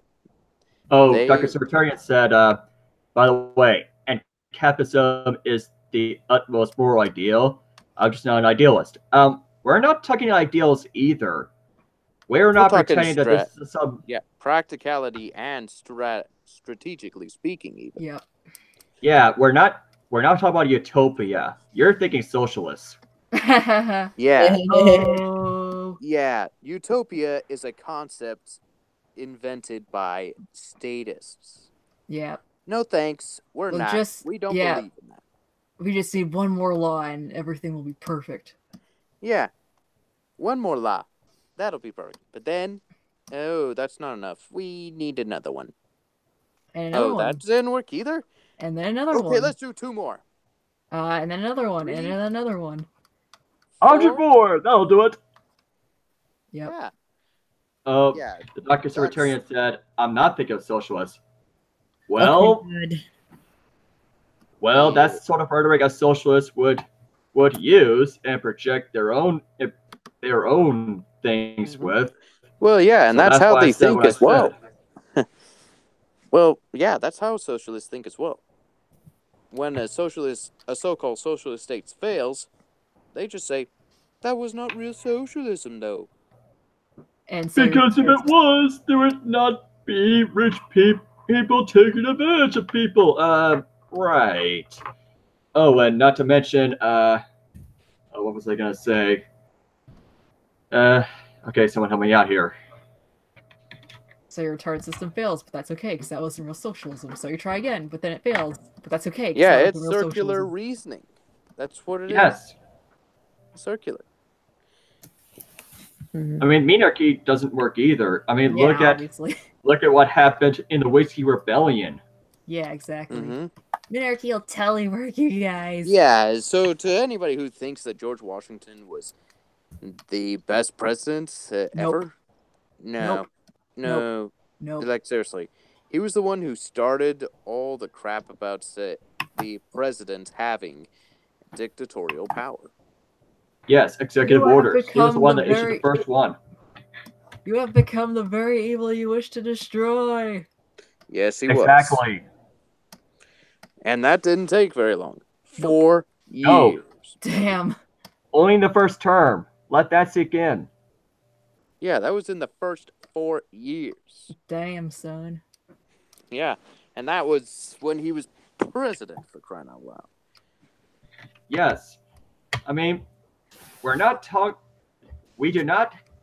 talk in terms of everyone being good. No, we because favor they're anarchy.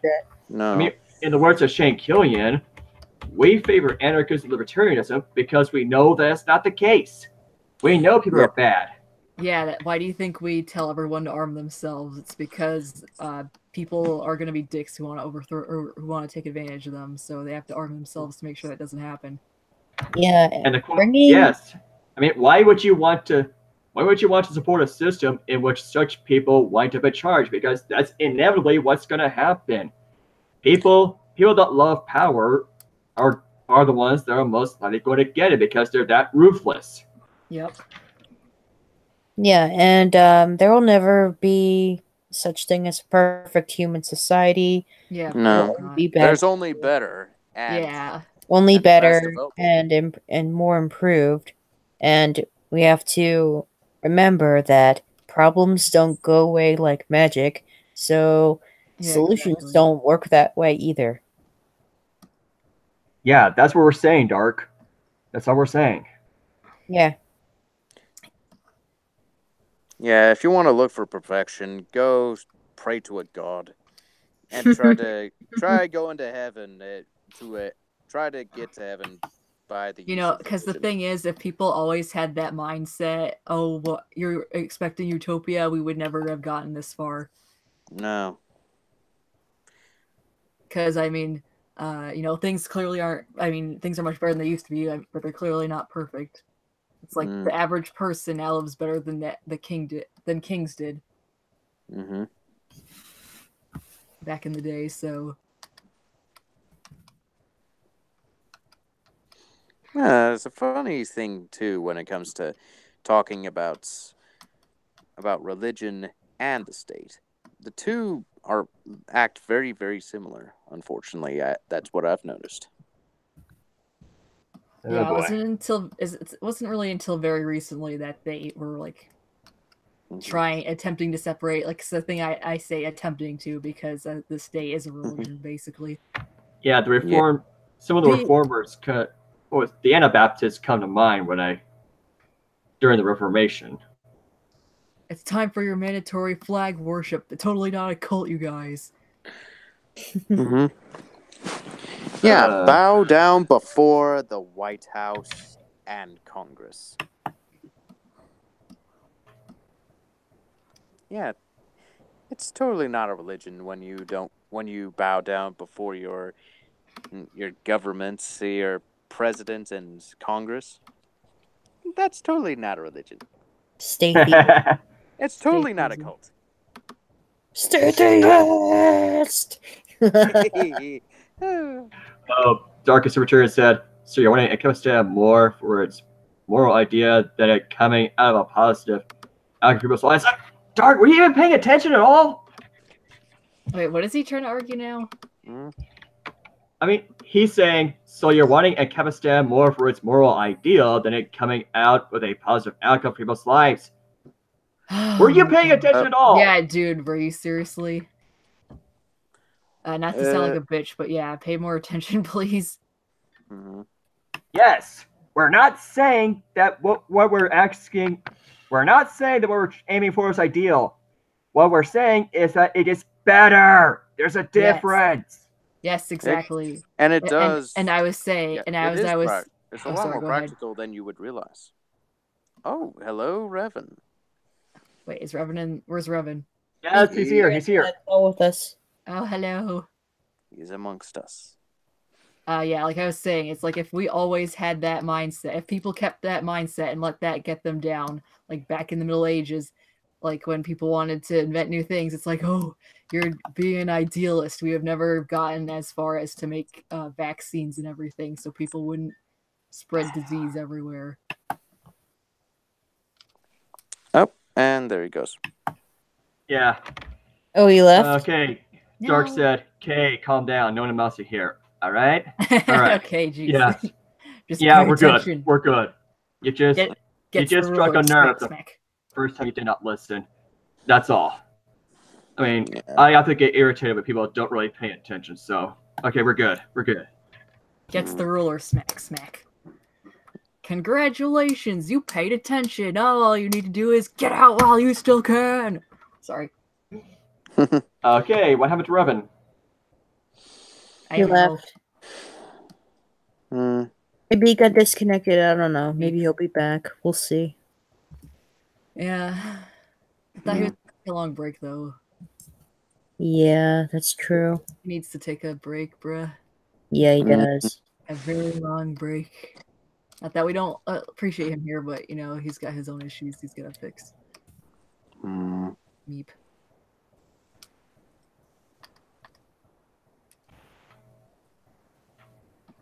Oh.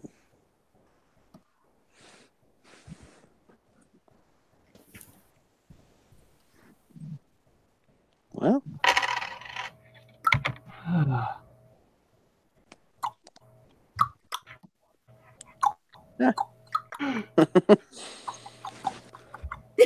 Okay, we're back.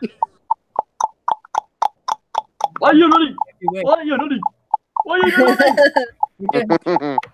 running? Oh, come on now. Okay, Raven, perfect timing. I mean, we almost ran out of content here. I mean, please give us something to talk about. Roger has found you way. Oh. Yeah, there Much like is. us things in these utopia bullshit. Yeah. Yep. Okay, yeah, Raven, to catch you up, we talked about education alternatives. We talked about. And if you want more evidence for minarchism not working, I would suggest looking at medieval Iceland. A Dr. Cemeterian asked. Oh, here we go again. Okay, this is getting a little old. He asked, "What if a military takes over a virtually defenseless Ancapistan? How is it going to be defenseless? We're going to have access to practically every weapon."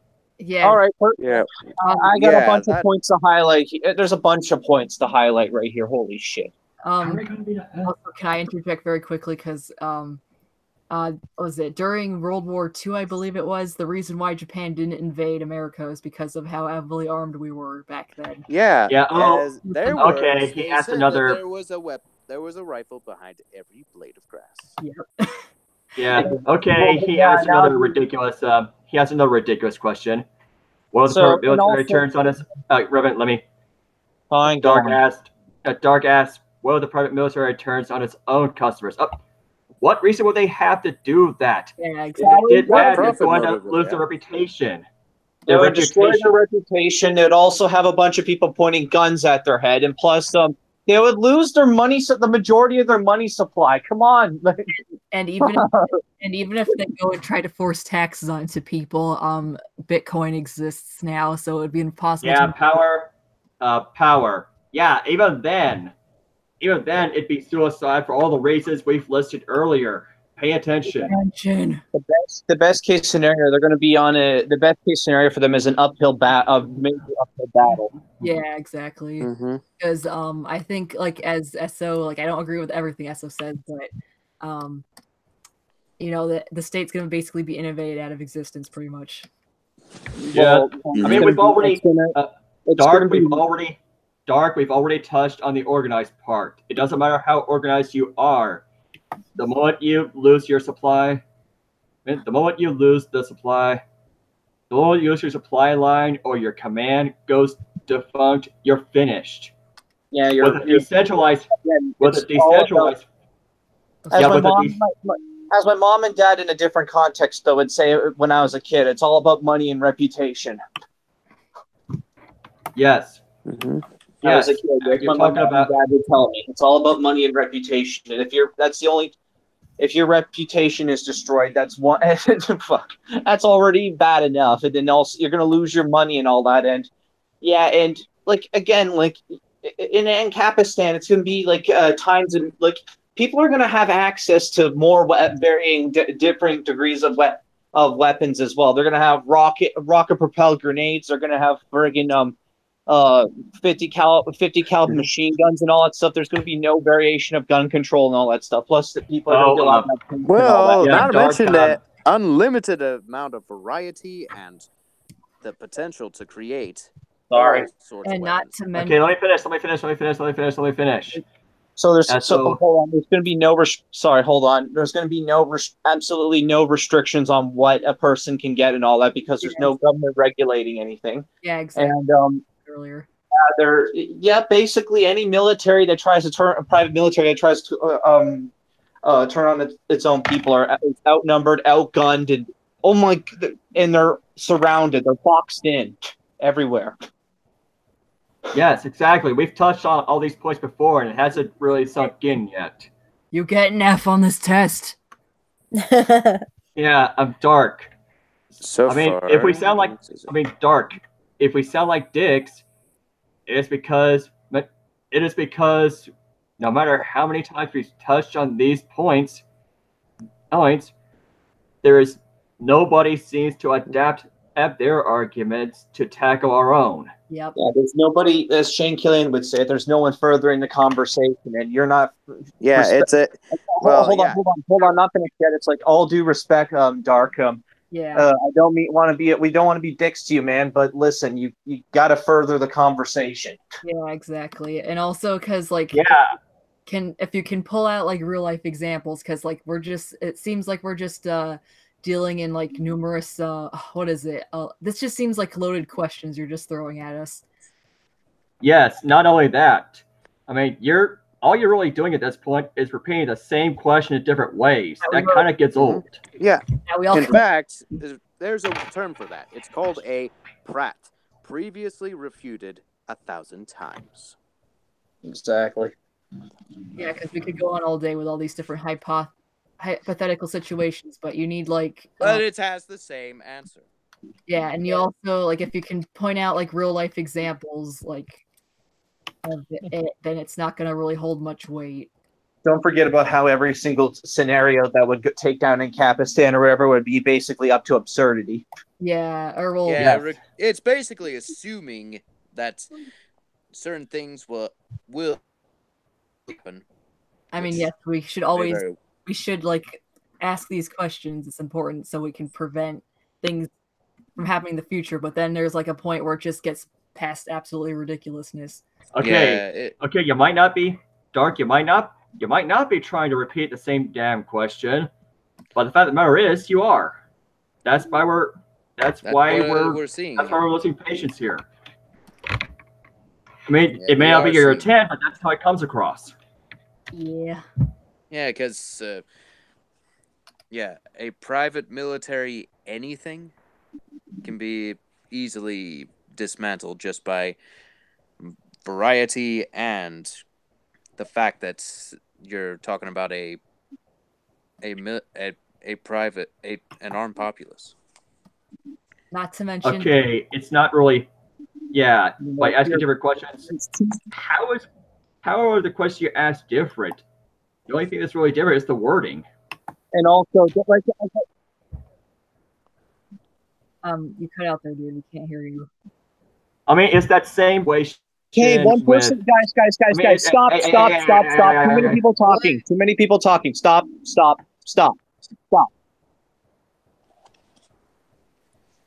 All right. Yeah. Then I'll mute myself and then you can talk. All right. Rosie Pigeon's fine. I'll shut up then. Dark.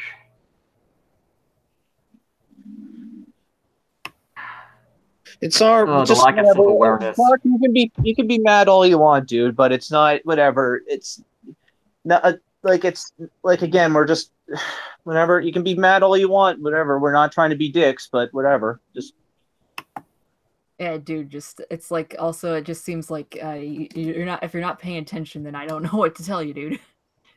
Yeah, we should probably just ignore him now. There's really nothing else he's going to say that we've not already tackled. Yeah, think about it this way. He's just going on Pratt's now. No, okay, no, forget about it. Let's not. Anyway, whatever. Let's move. Let's say something more productive here. Okay. All right. I want to say whatever. Like for example, okay. During the time of the Soviet Union, at the time of what is it called again? In the Middle East, whatever. When the Soviet Union tried to take on the Middle East. These people only had like a fraction of training and all that stuff and whatever.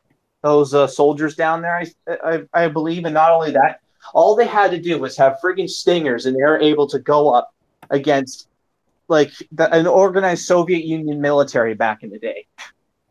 About that, and these people were radically outnumbered and all this stuff. Now think about it this way: imagine Ancapistan, where every single government military of any kind is outnumbered, outgunned, and boxed in, and it's already they're fucked.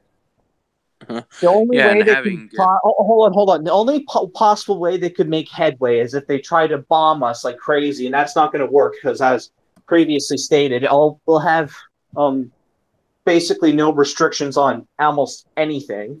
So, they're going to fire missiles and all that and whatever. And, there's going to be no way. And on the top and on the points of private security turning on its own customers and all that. That's not going to work because, again, as previously stated, outnumbered, boxed in, and there's no restrictions, so they're screwed, and they lose their reputation and their money supply. So yeah, they're not going to win anywhere right there. So that's about it. And yeah, those are the only two things I've heard. So there you go. I've already made my point. Yeah, and if Iraq could make the Bush administration look bad, and also reduce military morale to the point where Obama issued a withdrawal, how do you think a private military is going to stand against an anarchist society that is armed to the teeth, dude? Seriously. Yeah, and as stated before, armed to the teeth and having access to all the training to years upon eons of training. Not only that, you're also there's also another example: Switzerland during World War II and all that stuff. Again, the Nazis could invade Switzerland. I'm not disputing that they could have, but the thing is that that would take a huge number of resources and troops and all that stuff because of how much guns that the Swiss have. Wasn't that actually during both World Wars? Because I sorry to source at probably. Point. I hate to point. Guys, sorry. Well, I know I hate to use a meme as a basis, but I suppose it would be a good place to start off of. Because someone made this funny meme where it showed, what was it, Poland and some other some country being attacked during World War, or it said this country during both World Wars, and it showed Switzerland just sitting there playing video games during both wars, and the other one is like, oh my god. Sorry. All right. Sorry, I don't have that meme on me, but yeah, but just like I would have to look, obviously, like I can't use that as a source, but if it helps anyone look into that further. It's all right if it's all right, dude, if you're missing something. It does get, as you said, again, it does get kind of tiresome and unproductive speaking to dark conservatarian here. Yeah, it does get, as you said yourself, it does get unproductive and tiring for us, and we like to further the conversation as well. Yeah. As I point out, speak of the devil, and he arrives. Finally, he shows up. Oh, Malum. Oh, Jesus Christ, dude. Hello! Ball. Anyway. Oh, you hungry enough for a wall sandwich, Malum? Yeah. Berlin. Dude. China. Adrian. Okay, why are you causing my ears to explode, dude? You're causing my ears to What was explode. that? You're causing my ears to explode. Stop. Yeah, since Malum's here, I'm going to close up this. Since Malum's here, I'm going to close up this talk about the private military. Never underestimate the defense's familiarity with their own land. Okay, that's it. We're going to move on. Malum, your camera's on, dude. Can you see anything? No, I can't. No. Good. This is my natural being. Get it? It's just pitch blackness. What you're looking at is my soul. Wow. My soul is beautiful. Indeed. Your soul is the dark side. And my soul is that of a wolf. Anyway. I thought your soul was made of horny goat weed, but okay. When you, Crow, when you said that, now the song "Hungry Like a Wolf" is playing in my head. I guess I got inspiration from that. Just a little. Yeah, I think Malum. Oh, Malum, since you weren't here earlier, we went ahead with a hypothetical. Alrighty. Well, I think you could expand on it a bit. There's also another time where an anarchist society was actually literally attacked. Celtic Ireland was attacked by the British Empire and all that stuff. And, well, even though the British Empire won, they were fucking humiliated before they got it took them 500 years. 500 years. Yeah, Why was did Ireland anarchy? And they had an unlimited supply of troops, basically, or whatever, and all that, or whatever, and they can reinforce them pretty easily and all that. And yeah, they basically outright humiliated the British Empire. Why did Don't forget the Boer. Wait, guys. Because I guess they wanted the territory that badly, I guess. That fucking badly. Jesus. Yeah. I think Malum needs to make a few calls. Sieg call. Yeah. These are the remainders of the Berlin Wall. What is your emergency? Guys, I have to come out. I'm thirsty. The Ancoms are right. No. I'm literally Hitler. As opposed to actual Hitler. Don't be ashamed, man. Sieg Heil, man. Sieg Heil. As opposed to actual Sieg Heil. Hitler. Not Sieg Heil. It's Sieg Heil. As opposed to actual Hitler. No, actual Hitler is better than I am. I am one. I am fun. Then above and beyond. I am worse. But at least I kill only 1/10 of what the commies will ever kill. I can never do better. And you'll never have your Hitlerberg where Stalin had a Stalingrad. And I don't have my Frau. Okay, Dark, shoot up. Frau upside down. Okay, Dark, shoot your question. All right. We're not gonna get mad, dude. We were never mad, I was. Well, I wasn't even here to be mad. Fuck. Yeah, we weren't mad, dude. We're just saying, please further the question. Or please. further the Something more conversation, productive. dude. Try asking. Because all you were doing better is just deal. throwing loaded questions at us. Well, I don't Other think that's questions and prats, to be honest. Yeah, anyway, let's have the question. all right. See what happens. Wait, we're gonna talk about something else because I did have a question. I mean, I asked Marianne my question, but I just wanted a second opinion on it. What was the question? Well, I asked you this the other day, but you know, like how the status, like their go-to argument in the end is that, you know, the omnipotent state. It's like, oh, the state will just come back. It's like, yeah, you answered this, but I'm just wanting to hear what everyone else's opinion is. It's like, I don't know what that fallacy is called, but it's like you could just turn that same exact argument around and say, you know, every state falls, therefore anarchy is inevitable, isn't it? Like, because yeah, not only that, Shane Killian drew an analogy. Okay, hold on, Dark. Not only that, but Shane Killian said that compared it to changing the tire or something like that. I mean, should we just leave the tire flat or the oil unchanged just because the car will break down again? Yeah, that's kind of an absurd thing to say. Yeah, that's a good point. All right, Dark's question. If there exists a government, should its purpose be to protect the rights of the individuals and its jurisdictions from the common criminal and the foreign power? You would think, but right off the you bat. would think. You would think, but then again, they do a terrible job of it. Yeah. No, they don't do a job of it at all. Like already with the basis of taxation for the state to merely function or whatever, you're already violating someone's right with taxation and all that. Yeah. Forget it. You've already lost the ball. You've already lost the war before it began. Yep. Yeah. Plus, foreign powers are not just going to.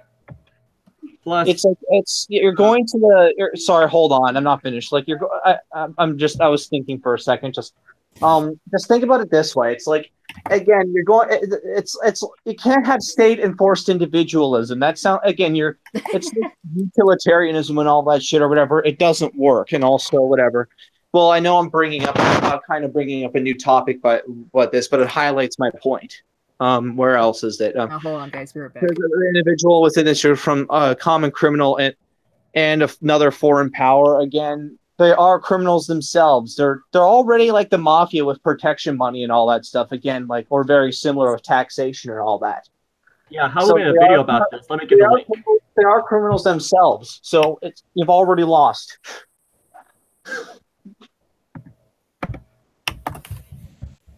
And it doesn't really matter if they have good intentions or not. If you're for example, if a person steals with good intentions, they still stole something. Out of curiosity, what was the question again? I didn't quite hear it.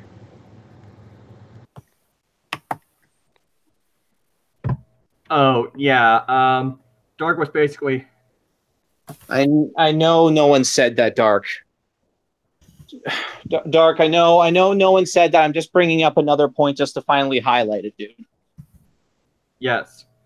Plus the foreign powers, why would a foreign power want to do that with an anarchy? I mean, there's with the lack of a government to hinder competition, innovation is going to skyrocket, which means that any states left are going to come to us to trade.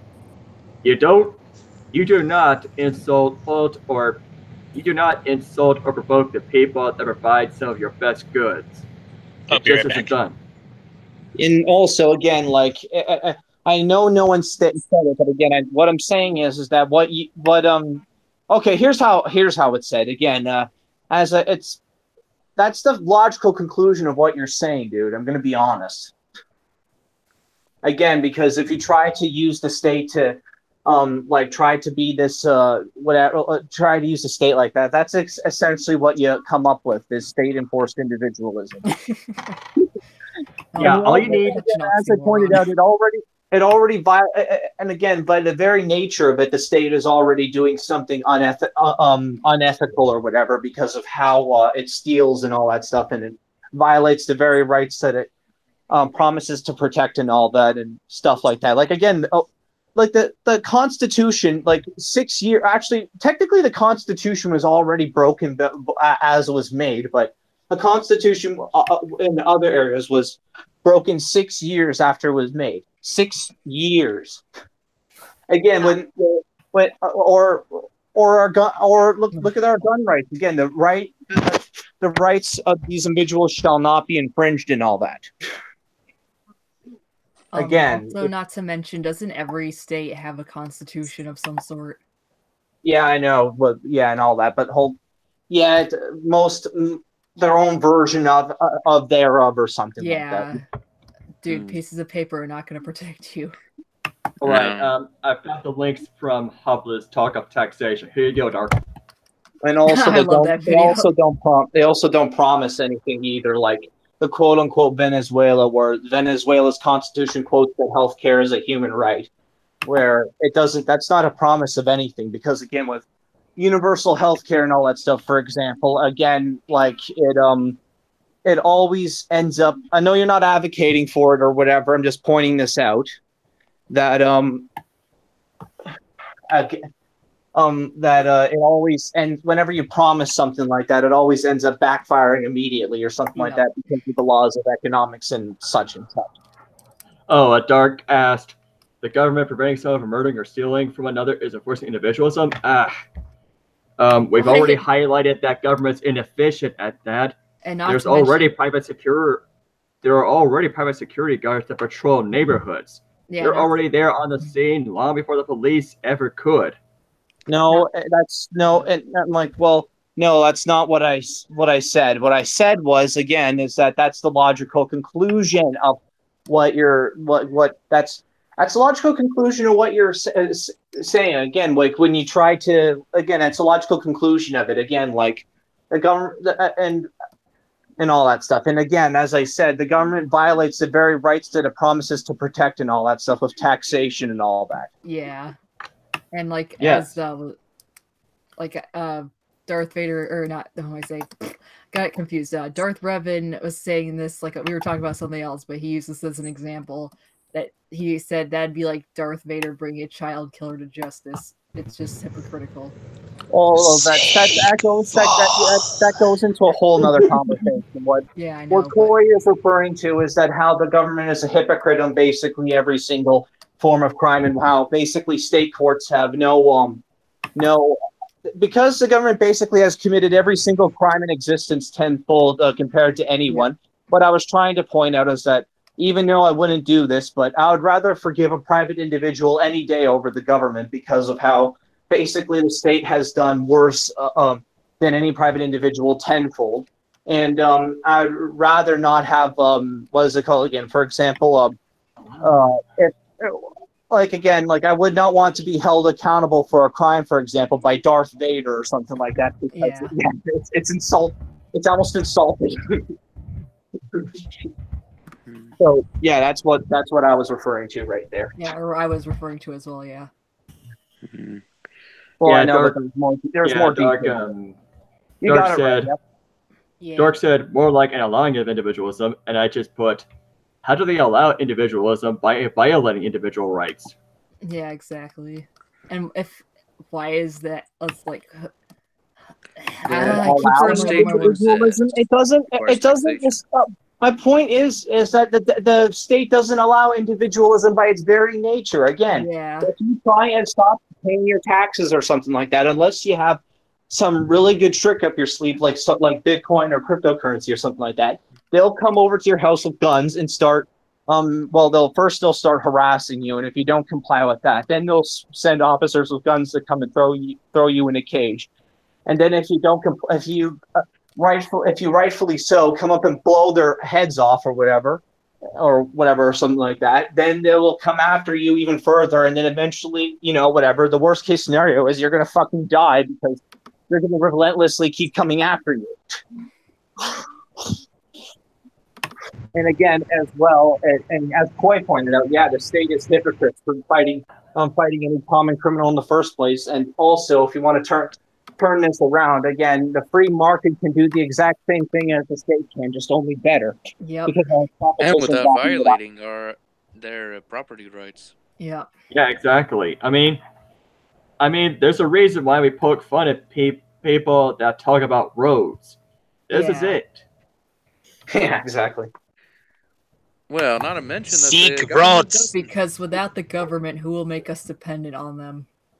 Yeah, and they don't. Yeah, exactly. Basically, every statist argument in a nutshell. It's like the only reason why the state does any of these things is to force us to be dependent on them. It's like an abusive spouse taking away the car, taking away their financial freedom. It's the same exact thing. They do not want you to be independent. Well, yeah, that's what eventually happens. Again, it's called logical conclusions, but yeah. Yeah, Dark came back with, by the way, I just want to say that a small amount of tax, say 5% income, is a rather small immorality compared to something like murder, rape, or theft. What do you think they do with those taxes? Let me finish. Okay, well, again, it's still, that doesn't make it right. It doesn't matter how small it is, dude. Yeah. Again, hold on, Dark.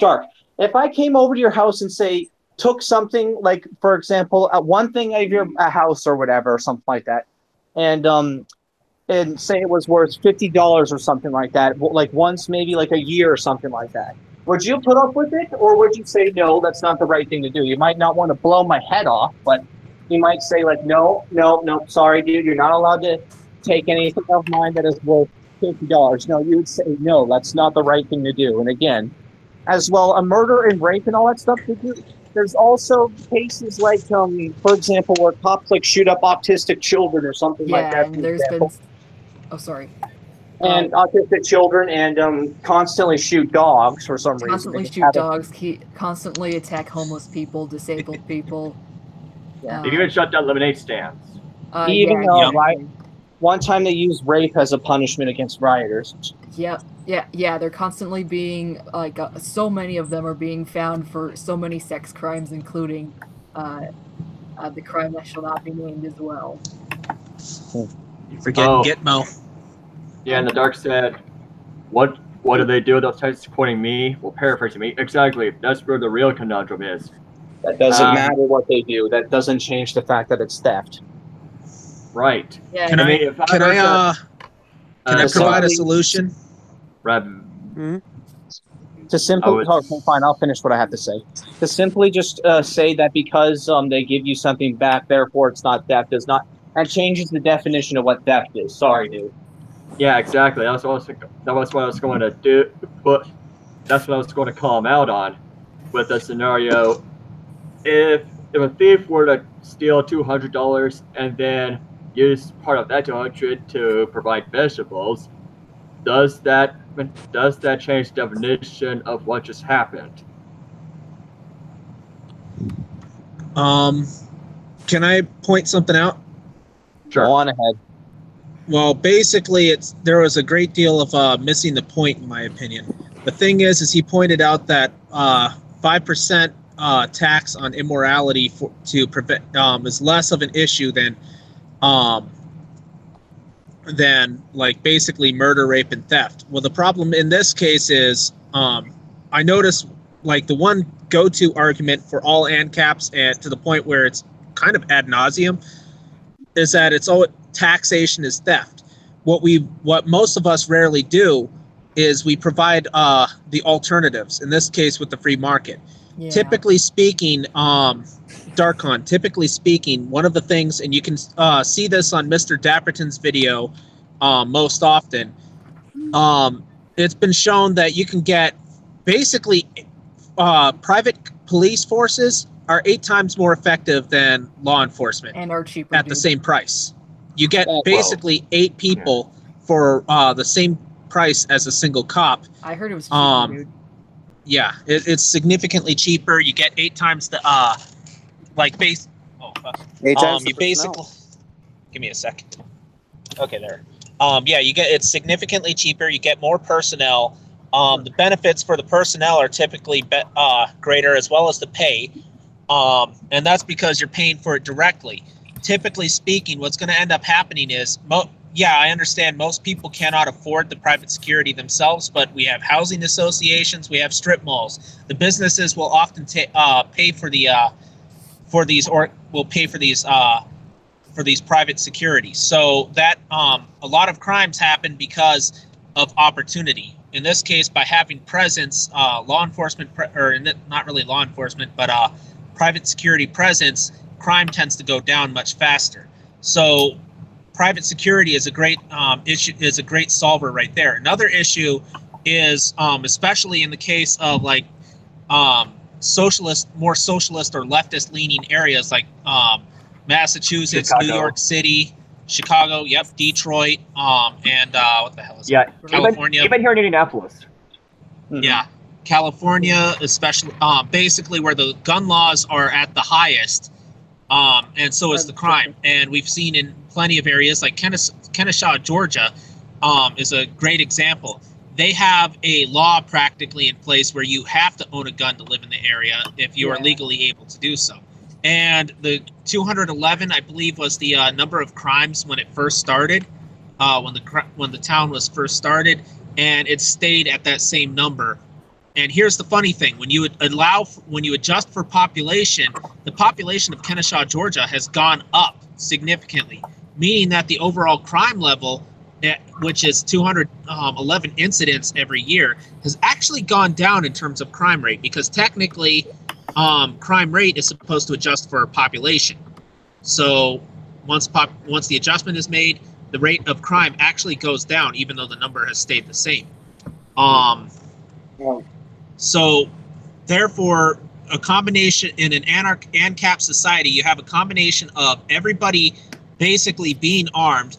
And not only that, there's also the fact that you'd have neighborhood watches, volunteer organizations of that kind, which would be able to provide mutual aid. Something ANCOMs tend to think we don't do is help one another out. Well, in this case, by protecting your neighbor and their value and the value of their property, you're protecting your own value. So in this case, you're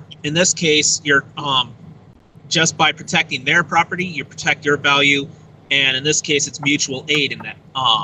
So you have the mutual aid via voluntary organizations, self-armed citizens, and private security, which can be paid for by individual personnel, and all the way up to entire organizations. More likely what's going to end up happening is you'll get the protection. Like, imagine going to a mall. You have private security there. If they had the same capability as a law enforcer, with if they wanted to carry firearms, they could. In this case, do you really think? Yeah. Long story short, basically, we can do everything the government does just without theft, and also hold the people accountable, responsible for their shitty acts. And by the way, I want to point out one more final thing. A dark conservatarian, those police that raped those people as punishment for rioting, they were not held accountable for their actions. Nope. That is a major issue that often happens. There is accountability. There's a profit accountability, whereas law enforcement, they have an incentive to do bad things practically. Well, it depends on where you are. Hold on. It depends on where you are, but the best case scenario is that law enforcement doesn't have incentive either way. Also wanted to mention that again, it's just that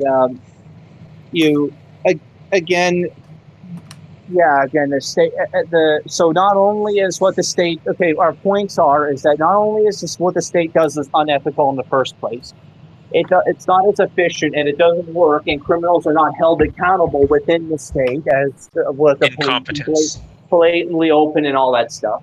And not only that, also the market can do the same exact thing, and better. And it's what's commonly said by Shane Killian. If it's needed in a society, the market will provide it. Yep. And if it's so important, then why does it need to be forced?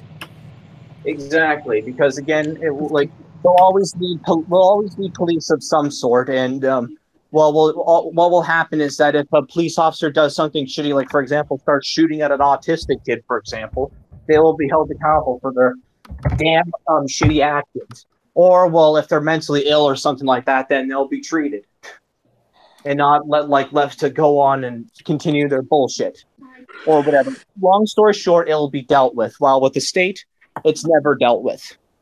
Right. And when it's dealt with, it's not dealt with very effectively. Yeah, and the last stream, or was it? I mentioned that that there's a roundabout over at I may have mentioned it somewhere.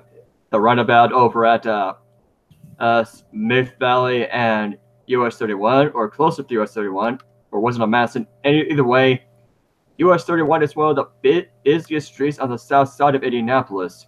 I mean, that was pretty stupid. Also, I was going to mention that there are private courts already, which if you dishonor the agreement to whatever the private judge says, you're pretty much not going to be able to go very far. Yeah. All right. But anyway, Dark said those police weren't held to account. Okay, I don't see the point of contention there. Well, that's not. Well, the point is that again that the reason why they're not held accountable is because of the state's power. That's the reason why they're not held accountable. Again, because they can basically do whatever the hell they want and all that for the most case scenarios, especially in our time.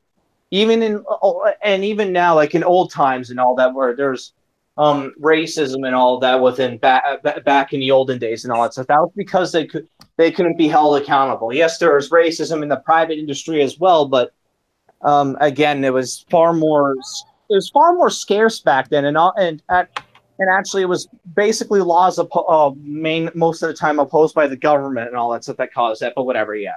Again, I'm just trying to highlight points here. Again, I'm not saying there's any contention.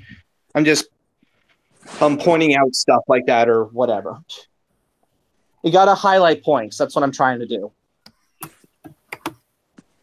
And also add things to the argument as well and start furthering the conversation. That's what I'm trying to do here, dude. I didn't say there was contention. Malum. Earlier we were talking about alternatives to the Prussian model. We highlighted Udemy, Khan Academy, private schools, homeschooling, and anything you want to add, Mel? He's not here. He just got out. Well, there's more than just that. There's other forms of schooling than too. I forget what they're called though, but there's a shit ton of different types of schooling out there. Here he goes. Alrighty, I'm back. Sorry. I'm in the I can't see anything that goes on in there because of the way my phone works. So I got a crap phone. Anyway, I heard Malum as I was changing over. What's up? We went over some alternatives to the Prussian model, such as Udemy, the Khan Academy, homeschooling, private school, the library. Is there anything else you want to add to all that? I'm trying to remember this one thing, but it was kind of like a traveling college, and they would offer the services for free to educate people on basic things like welding and machining and stuff like that. This was before. Huh? And also there was Chautauqua's back in the day. I remember that. Oh, Shane Killian talked about that in one of his quickies. Yeah, exactly. Anyway, the thing is that just like with clinics, regarding the like the medical health care stuff, the same thing applied for college and many other institutions that the government have since then taken over to maintain necessities so that people are more dependent upon the government. Almost everything the government does, the market has typically done better. The only thing that the government has done was basically make it cheaper. And as a result, no, the government has made things cheaper. Cheaper in what, like cheaper in quality? Cheaper at first. Cheaper at first, just like with medical, just like with medical insurance. Obama insurance at first, and that's where they had me. That's where they had me tricked when I was still believing in statism. When the Obama shit came out, it was cheaper for me, like $50 but a month. The problem is that I was living from paycheck to paycheck at $125 a paycheck. I couldn't afford to that. I really could not afford the insurance. And then if you failed the insurance, if you didn't get the insurance, you had to pay a $300 fine for every month you didn't have it. And it got more expensive the next year. So essentially I was being extorted out of my money either by the insurance company, which I could not afford, or by the state. So I remember last time, like I had almost $2,000 coming back to me in taxes. And what ended up happening is I basically got $400 back because of the Obamacare penalty fine. So I was not happy about that. It's bullshit. But starting off, it is much cheaper. I was able to afford it, but barely. But the problem is I didn't have a choice. It was either do that or pay more as a result of another type of tax. And what happened? Well, insurance in general skyrocketed, so almost nobody could afford it. And not only that, many of the insurance companies were losing money left and right, so they had to drop out. So at first it does work. That's because they're basing it off the wealth of other people. Just like Margaret Thatcher said regarding socialism and running out of other people's money. And the problem is that I believe my 2 cents put it best. It's a paradigm shift. We're never going to get rid of this medical incentive, the state having control of our medical bills as a result of Obama's push of government taking over the Medicare system. So all we're going to end up seeing is the government getting more and more involved into the medical field. And if you want an example of just what it's going to look up Alfie Evans. Look up the United Kingdom's. Excuse me. There's also someone other than Alfie Evans. What was his name again? Charlie something. Oh my god. Yeah. Well, either way, and I'm especially addressing this to one particular deviant artist. If he happens to watch this, which I doubt, you think Finland is? You think this is just going to be a UK problem and not Finland and EU at large? Think again. If it happens in one place, it's going to spread. Just because they haven't gotten shafted yet doesn't mean they're not going to get shafted later. Keyword is yet. Exactly. Yeah, exactly. Yeah. Of course, all of you know I am not talking about Vitronov. He's cool. It's another person from Finland. Oh, I thought you were talking about Finch or not. Backstabber. What? You are a race traitor! A vault traitor! Okay. Oh, is that? Oh, what's that? Is that my knife on the wall there? Hmm. You stabbed the back of the wall. How could you? Anyway, back to seriousness. Yeah, just look up the United. Look up the United Kingdom's central United Healthcare system. Look up Canada's United Healthcare system. You want a good example of what's going to happen? Actually, good example. Hey, Revan, you want to explain all that? No, You live I in have Canada. I have plenty of personal stories on Canada's healthcare. Alrighty, everybody, shut up. Revan, start talking. Yeah, there was one time where it took like hours, like 6, like something like insane, like 6 hours just to get my blood tested. Jeez. Not kidding. One time, sorry. and also there's people where there was people inside the hospital were sleeping bags in the waiting room. Not kidding you. There's also multiple and also if this is a well-known thing, I guess, among everyone, I guess. So whatever, I'm mentally sick and whatever and all that, and if I wasn't placed on on a form or whatever and all that, I would have to wait at least 6 months or something like that just to get a first checkup or whatever. So yeah, that's so okay. Like it's as Coy mentioned to me on that private conversation, whenever where I mentioned that it's like they want me to go insane before I get any help. Still remember that, but yeah, whatever. And yes. And there's also multiple. I think there was one time I even my mom. Oh my gosh, my mom could go on forever and ever on detail. She's a nurse, by the way, on how bad the Canadian Universal Healthcare system is. I gotta bring my mom on here sometime or something. Do it. But yeah, like whatever. There's a bunch of examples of this is all the results of basically different variations of rationing, essentially. Mm-hmm. Obvious, by the obvious scene again, because they couldn't and all that. And it also, what's also interesting is that again, I feel like whenever I have to go to the hospital or whatever for something or whatever, I have to tiptoe just to make sure everyone. I have to call a cab and do stuff like that instead of call an ambulance or something like that, just to make sure that a person gets an ambulance when they need it or something like that, because of how I'm afraid that someone else is gonna be put on some sort of wait queue or something like that in order to whatever, not get killed. You get my point. Yep. Yeah. And I'd like to point out, in the case of the United Kingdom, they're literally, so if you have so let's say that you live in the United Kingdom, your grandma gets sick for any reason, they're literally just starving their people. They'll leave your grandma unattended to starve to death, to dehydrate to death, whatever. They'll just leave them unattended specifically so they will die, so that they could help the next person and give them that bed.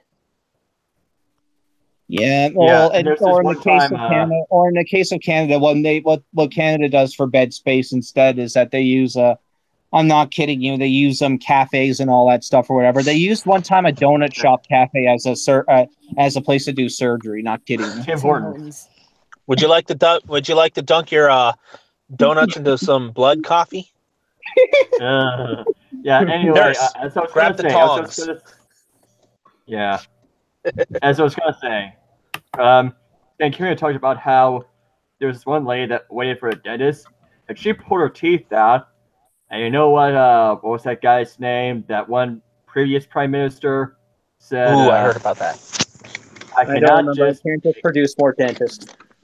And Killian pretty much riffed on that by saying, "Yeah, what did you think this is? Capitalism?" What do you? I was trying to imitate Shane. Yeah, Yeah, like, poor job. Yeah.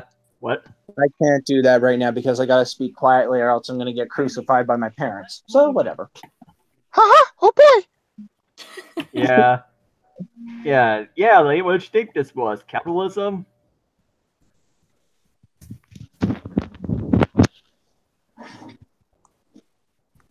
Yeah, that was part of his video response to TJ Kirk. Well, yeah. Kirk was a lot of crap anyway. Always was.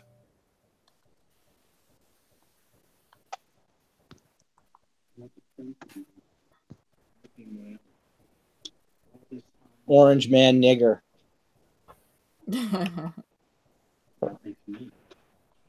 Cheeto. He's a Cheeto nigger. I wonder what would happen if I started eating Donald Trump, who tastes like cheese. All right, man, bad. Not sure how, but he bad. He's made out of pure 100% Cheetos. Oh, dear NPCs, all you snowflakes out there, Merry Christmas. Now fall to the ground and curl up and cry. Yeah.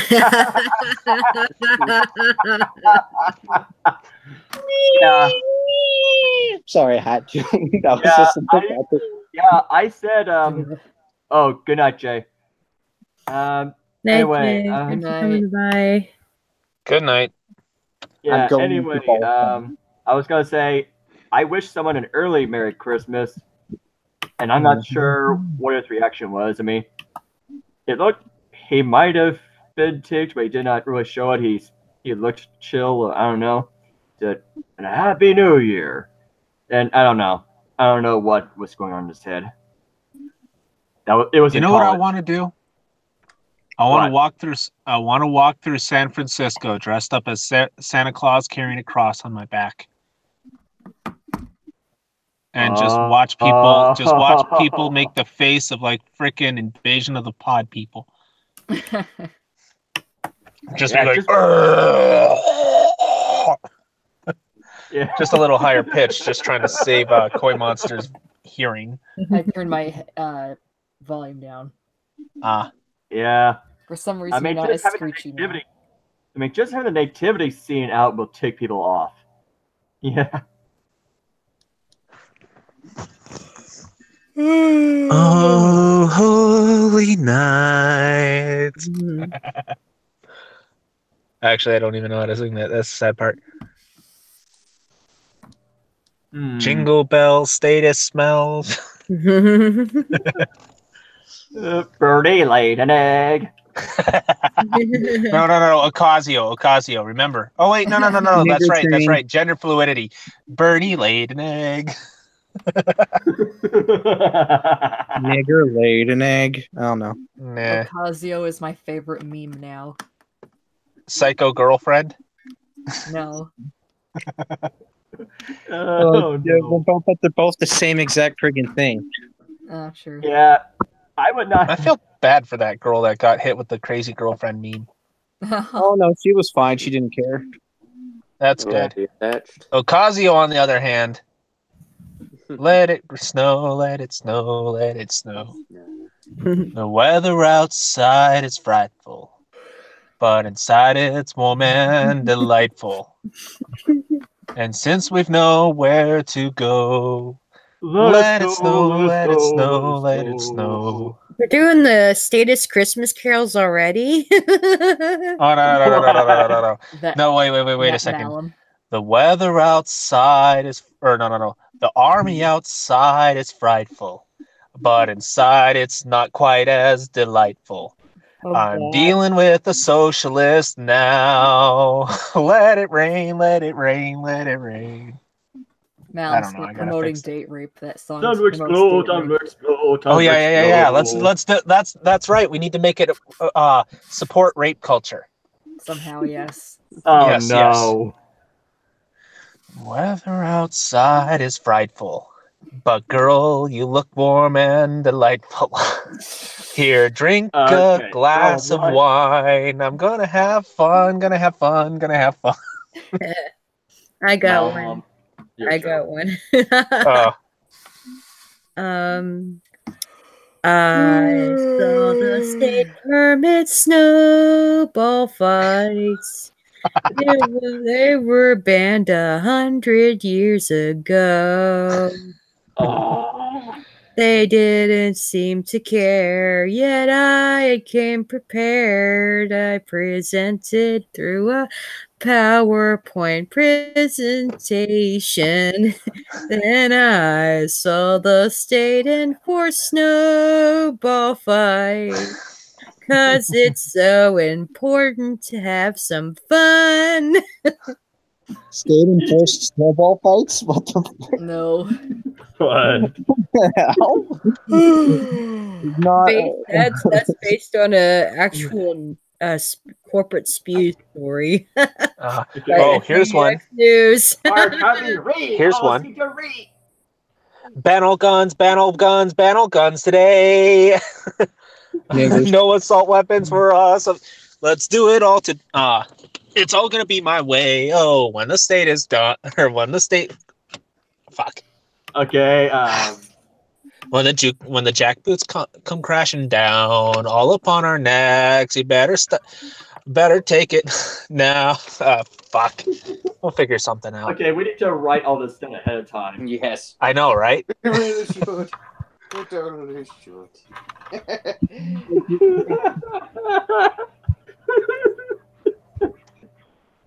When gun laws come on out, well, they'll be coming for our knives. Next, they'll come out when the gun laws come on.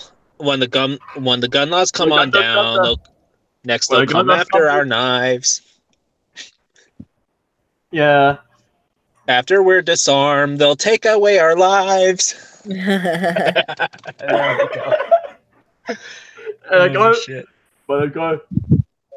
Oh, battle guns, ban them all today.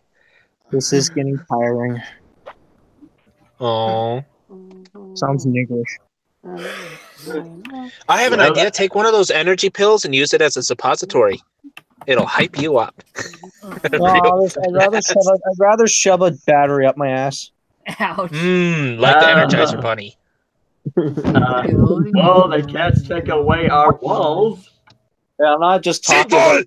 I'm not talking about those small dump. Shove that up my ass.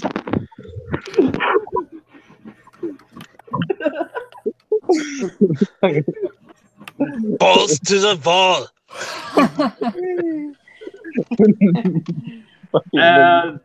and the states in their stupidity take a By the whole way, I have bunch my of own balls. computer now. I have my own computer. Maybe I can.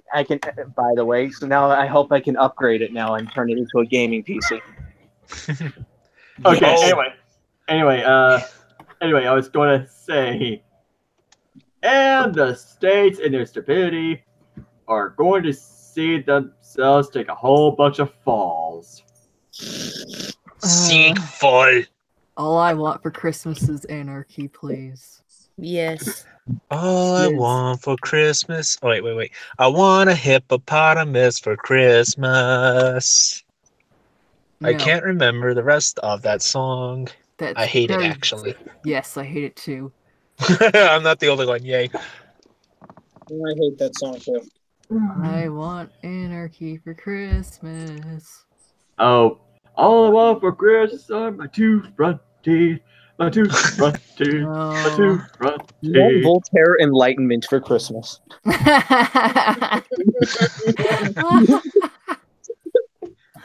Oh my God. I may not agree with you, but I will defend your ability to say it to the death. I imagine Darth Revan saying that to the Grim Reaper for some reason. I am the Grim Reaper. What? Okay, I'm Darth Revan. Go fuck yourself. Yo, why were we going? Dude, I'm like half asleep right now. Okay. What would happen? What would happen if Darth Revan choked the Grim Reaper to death? Huh. Choke and stroke. Then there'd be no death. Oh, okay. There'd be no such thing as death anymore. The death of death. Holy shit. Lamau. That's a paradox. How can death die if if he? How can death die? Death of death. It's a death of death. Paradox, right there. Well, I don't feel so good. Oh, that's a reference It to tastes like a game where burning. That was referring to Movie Battles 2 when I played as Dark Revan and I killed a bunch of younglings. I don't feel so good. Yeah, I fired Tastes lightning like at one, and that's what they burning. said. I fired lightning at them. Oh my god. Me feel English? That's impossible. You mean improbable. Oh, and by the way, I am not adorable. Yeah, you are. I'll agree. I'm not. Yeah, I'm half asleep right now. I don't care. man, everyone else is a running gag. I don't seem to have one. I am not adorable. I don't think I have one. What's my running gag? Gag ball. Sorry. Hey, What would be my running gag? in Soviet Russia, Koi Monster on top of you. Well, you kind of have one with the "I am not adorable" thing, Revan. That's your running Yeah, gag. it's practically your running gag already. As for you, Zachary. Zachary, as for you, Deus fault. Deus Okay. fault! Well, and Deus also, fault! don't forget of also my other running gag, Revan Stop.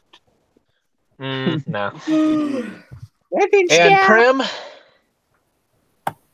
7 Days of the Wolves. I wonder how many people get that reference. I don't. Revan Me Stop. neither. You frickin' heathen. You don't know of Nightwish. Get away from me. Revan Stop.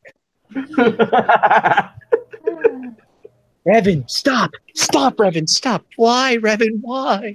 Revan, why? Sounds like you're getting a little rapey there, Raven. It's time for the crusade. Well, okay, then. Is it possible to rape someone with memes? Well, if they're Yeah, famous. see what you do is you print out the memes, you roll it up into a thick roll of paper, bend them over, put a little bit of lube on the end of the roll of paper, and I'll let your imagination take over from there. Okay. Hey guys. I'm gonna. Meme rape. I'm gonna leave the stream, but I'll probably be in the chat because I'm too tired. Damn it. Okay. Alrighty, good night. All right. Good night, guys. I'll see you in the chat, but good night. Seek All ball. right, sorry. Night. Deus food. Deus fault. Come on. Okay, I gotta. I wish I knew how to Okay, I gotta get keep my picture quiet on now. here, Okay. I already did my face reveals, so that's not an option anymore. And my damn headphones fell off. Damn it. You did a neck Well, beard you can video? still do it. Okay. I mean, you can still do it. I doubt a lot of people beard? noticed. No, I'm not going to do a face reveal.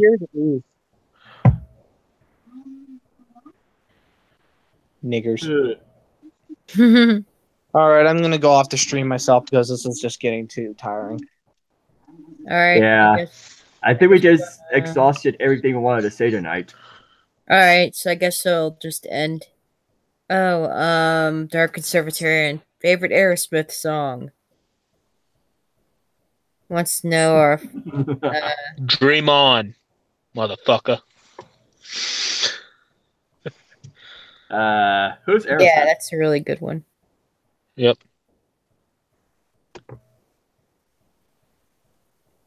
Oh, Dark Comic-Con. I have a question for you. Do you want to play a game?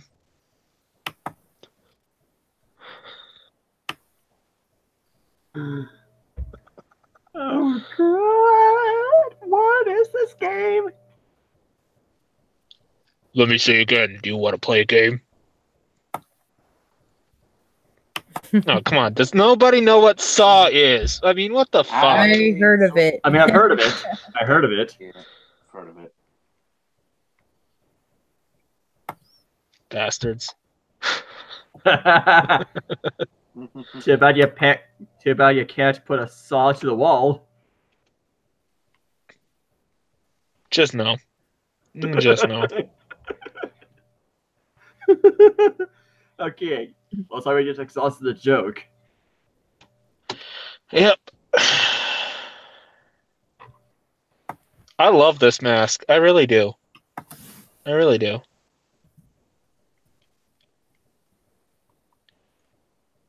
I think he was making a Saw reference.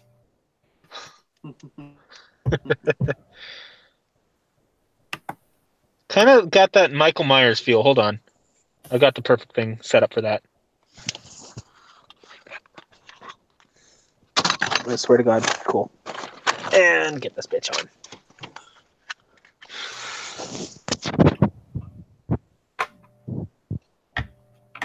Run, bitch, run!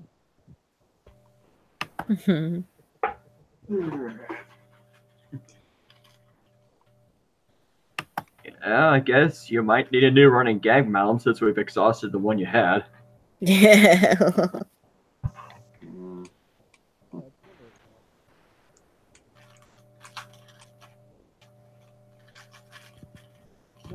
Excuse me. Today we shall do our knife taxes.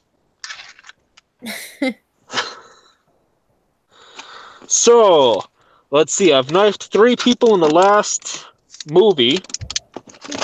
It's never enough for me, so I still have to pay my knife taxes. Huh.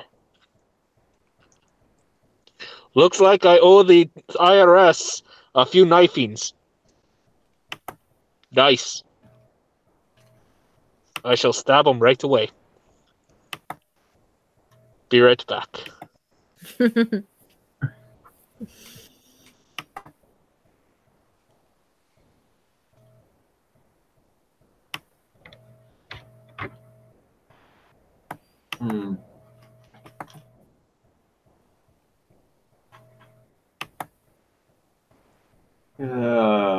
Okay, what were we not talked about?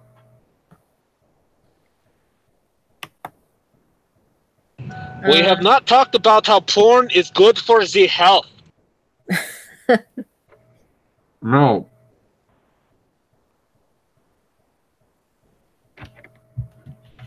Alright, just do your dishes and we'll just entertain for a little while before ending the stream.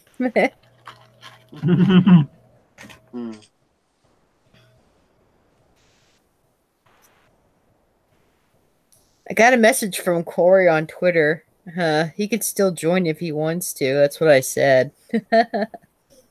Ah. So I guess we could continue for just a little while longer before ending. Yeah. Yeah, I'm sort of tuning in here and listening while sharing memes with Attack Cat Helicopter on my Discord server.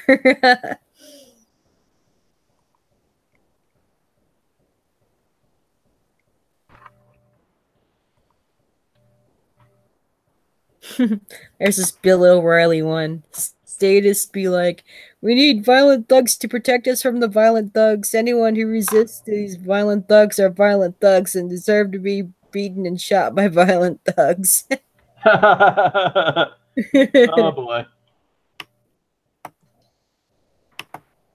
Oh! You do.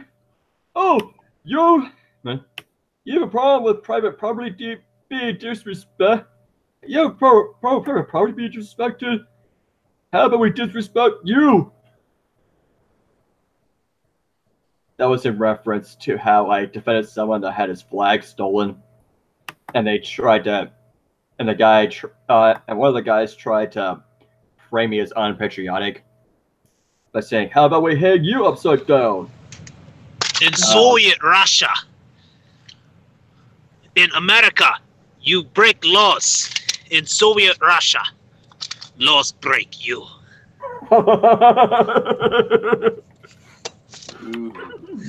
Literally. Shit. There. So let's get this going. So this is how I like to kill my people. Are we still on? Yes.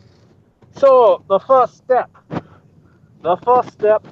and my mask is, I can't see shit because my glass is fucked up. So, rule number 1, duct tape. No such thing is enough. You have to tape your victims to the chair. Arms, legs, hands. Tape it. And mouth too, unless you like to hear the screams. I like to hear the screams, yeah. Number 2, hammer. Hammer is really good. You aim for the toes and you aim for the fingers. This way they cannot run away or try and break loose. Number 4, the knife. Oh, the knife. Oh, the knife. The sickle. Oh, sorry, I like edge play. So, God damn it.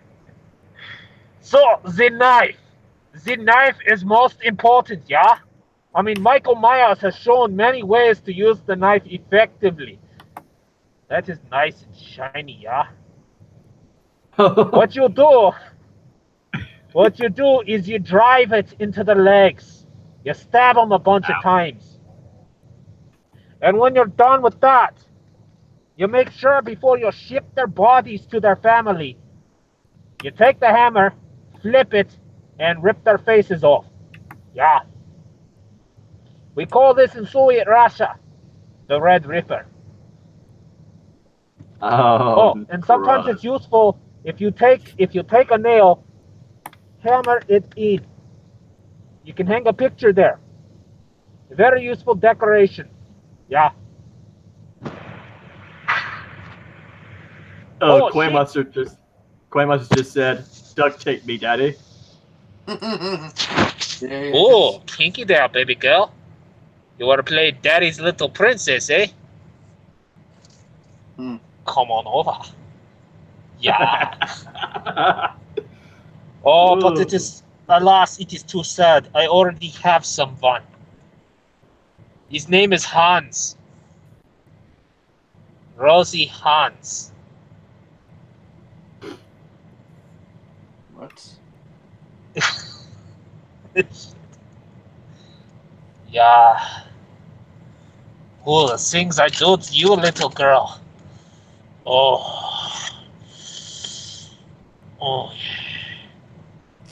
let me know when this isn't enough. Just be like, oh ja. Du hast mich gefragt. Nein, das ist verboten. Sieg wohl!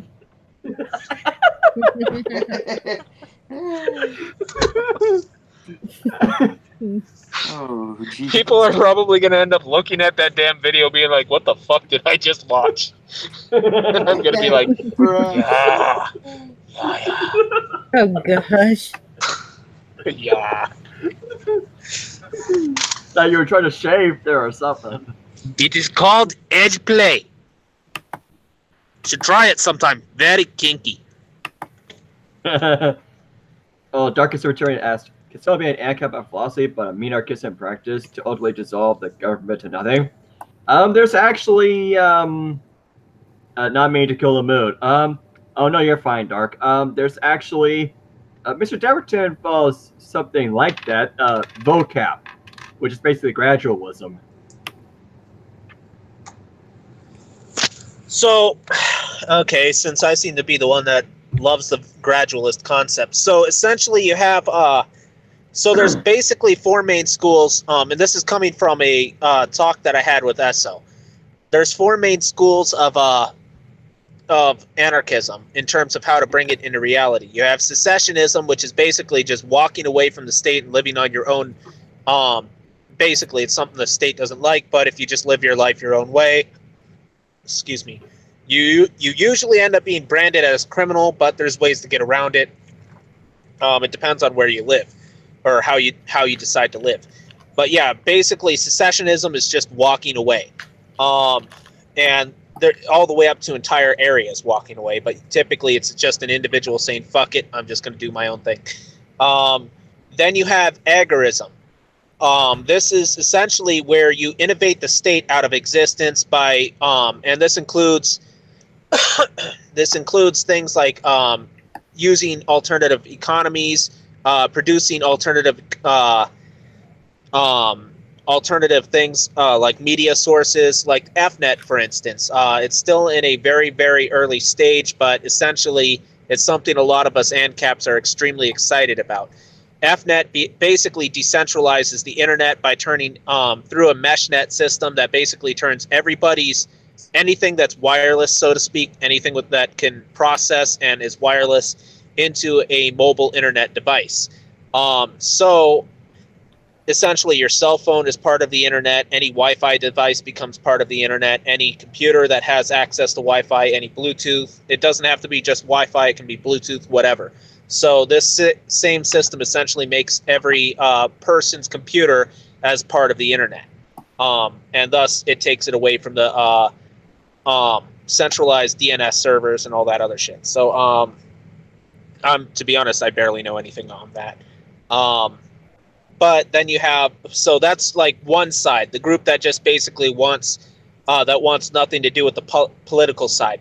Then you have Hoppianism and gradualism, which takes on the political elements of anarcho-capitalism. And typically speaking, the idea for the gradualism is you send in basically a good example is Ron Paul, a major libertarian within the Libertarian Party, one of the few who stuck to his principles. And this is why it's significant. The state has a tendency to corrupt most people that get involved, mainly because to get anything done, you're going to have to make deals. In other words, deals with the devils.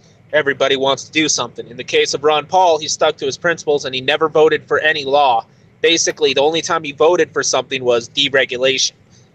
He never voted on behalf of other laws, and he exposed any of the problems with regards to corruption within the government. As a result of Ron Paul, we have seen a rise in the Libertarian Party.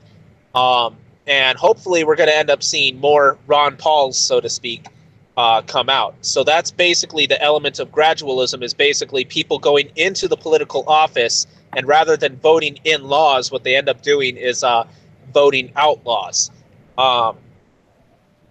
And what the next thing you end in-laws, outlaws. Oh shit! Can you imagine just how horrifying that would be? Hi, I'm your mother-in-law, and I'm also part of a biker gang. Yeah. Sorry, bad. Yeah. Anyway, the next one is Hoppianism, which is basically a more aggressive stance on the gradualism, but specifically aimed at socialists. Such as, basically, a great example is what YouTube is doing to us, what Twitter is doing to us, what Facebook has been doing to us, what Google has been doing to us with regards to the censorship, specifically like people like Alex Jones and so on. By turning the internet into a hostile place via deplatforming or denying people access to private property in terms of platforms. While the left have taken over the internet, and Hoppians typically want their idea of forced removal isn't so much as picking them up, putting them into helicopters and removing them either. It's mainly by deplatforming them.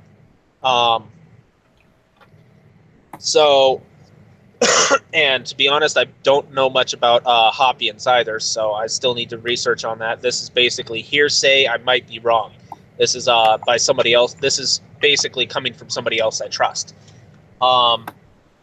Essentially, what Hoppian wants is, like, basically we become aggressive and attack people online and deplatform them. We make it hard for them to say anything, kind of like how the left calls everybody literally Hitler, how they call us robots. Well, a good example of, or Russian bots, not robots, but a good example of what Hoppianism does that the right, that 4chan basically promoted is the NPC meme. That there is Hoppian in base, or in its basic concept. That there is Hoppianism. And the left typically hate that, and they want to call us monsters for doing that kind of shit, but the reality is they already do it, so it's more like eye for an eye at that point. I'm one of those that thinks all of it's necessary, because here's the reality. Here's the reality of what's happening. Ron Paul created a bunch of libertarians, which is great, but honestly, has he done anything otherwise? No. The state is still growing ever so strong.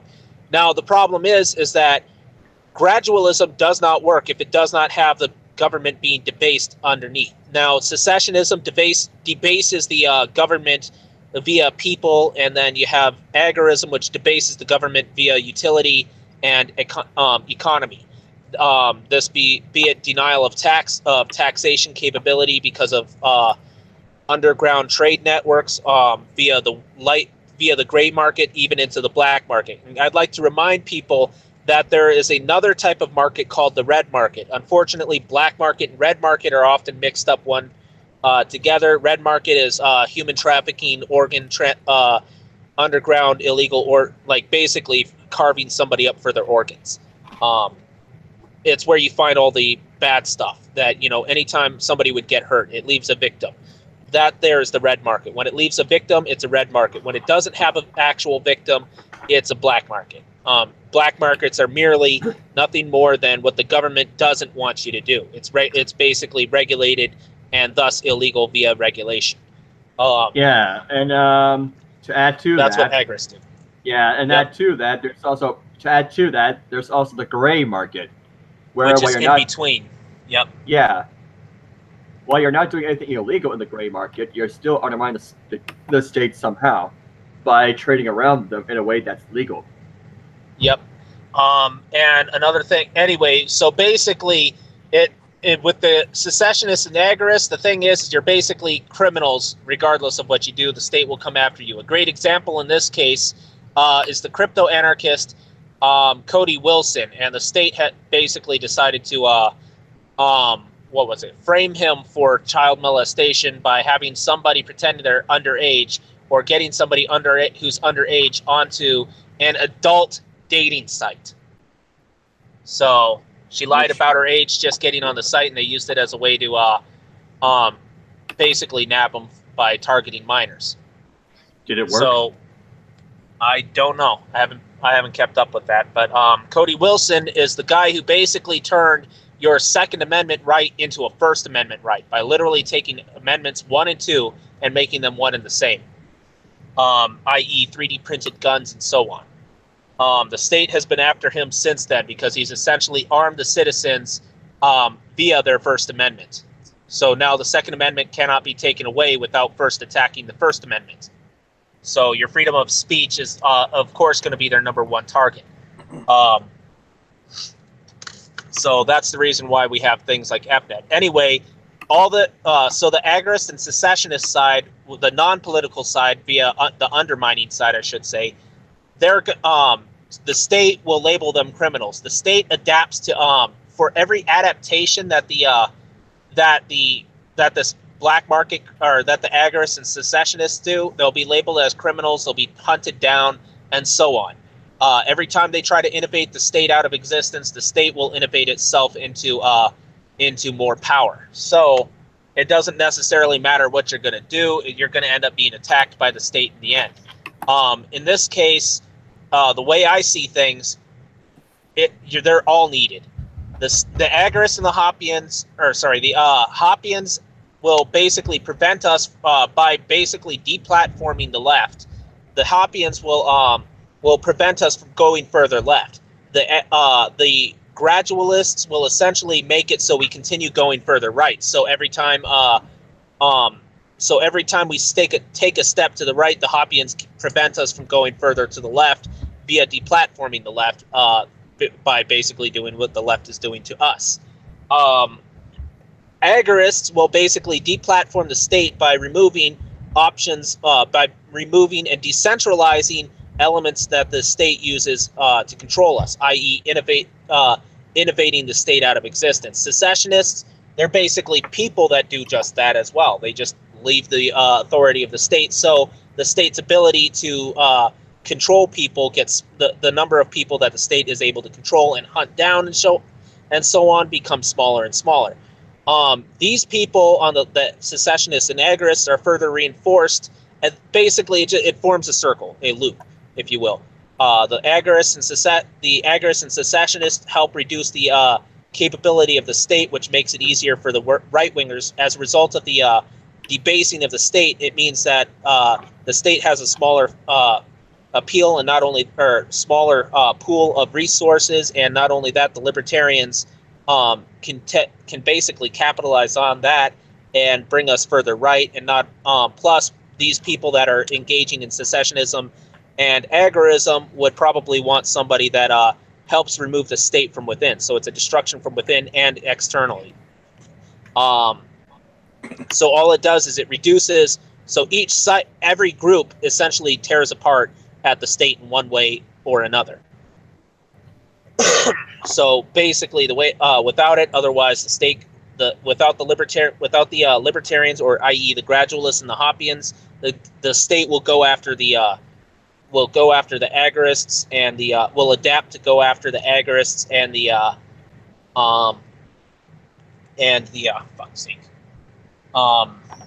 secessionists, and become more Orwellian as time goes on. Without the agorists and secessionists, the libertarians or the gradualists and the Hoppians will never be able to see their effects maintain a lasting effect. So they both basically help each other out. And I have a feeling I just started going into a loop logic, but yeah, nonetheless, the idea is that none of them work without the other. Oh shit, Revan's gone. He left a while ago. Oblivious, as usual. So, anything else that Dark Comic Con made, or stated? He said, but didn't Malum just say that the gray market is when markets practices are legal, decriminalized? Okay, so here's the thing about gray markets. They're accepted by the government, but there's many ways to get around the government. A good example of this is garage sales, lemonade stands. Most of the time, and keep in mind the cops have shut down lemonade stands with little girls and boys behind them, trying to learn the idea of markets. But you can have a garage sale normally. You can have a farmer's market, a flea market. You can have what the hell is it called? Craft markets and craft fairs and so on. You have various options that you can do. There's also bartering. Gray markets are nothing more than legalized markets that the government doesn't really necessarily like, but they haven't made illegal. So, and there are ways that you can debase the state, because essentially a gray market is nothing more than you not claiming taxes.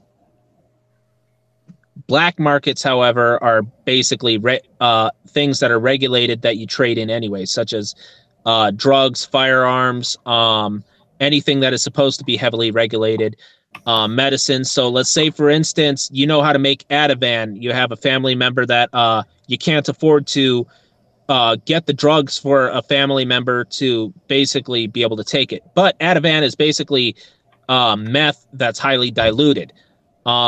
The best thing you can do is probably make meth, dilute it. If you know how to make Ativan, you're basically providing Ativan to your let's say it was your son. You make Ativan and you provide it to your son. Well, giving it to your son is basically you're making this shit underground, so it's basically a black market item. Let's say that you know a bunch of people that need Ativan, so you sell it to the family members. Let's say that Ativan, typically speaking, is $800. Well, you're selling it for like per pill or something like that. Well, because of regulations and all that stupid shit driving up the cost, well, you managed to make Ativan for stupid cheap, and you're selling it to people that you know need Ativan and can't afford it otherwise. So you sell it to them for like $20 because that covers all your costs, and you make a little bit of extra money, like maybe $1 more. Like it's $19 it's $19 to make the whole thing, and you keep $1 in profit for yourself. So, and you're selling it, and you're selling like 30 pill bottles to everybody. That there is the black market, because the creation of meth, a key ingredient in Ativan, is methamphetamines, is highly illegal. It's highly regulated. that means it's a black market item. The same thing going for Sudafed, because it goes into the creation of methamphetamine. And I will tell you now, Sudafed PE sucks. If I knew how to make Sudafed, I couldn't give two shits about meth because I don't have a need for it. And I really don't want to, sell a drug to people that'll destroy their lives. But Sudafed, I need that. So many people need Sudafed, and you have to basically sign away your life to, you have to do a great deal of paperwork. It's heavily regulated. If you do more, if you're one of those that needs Sudafed a lot, you're going to end up being under the scrutiny of government all the time.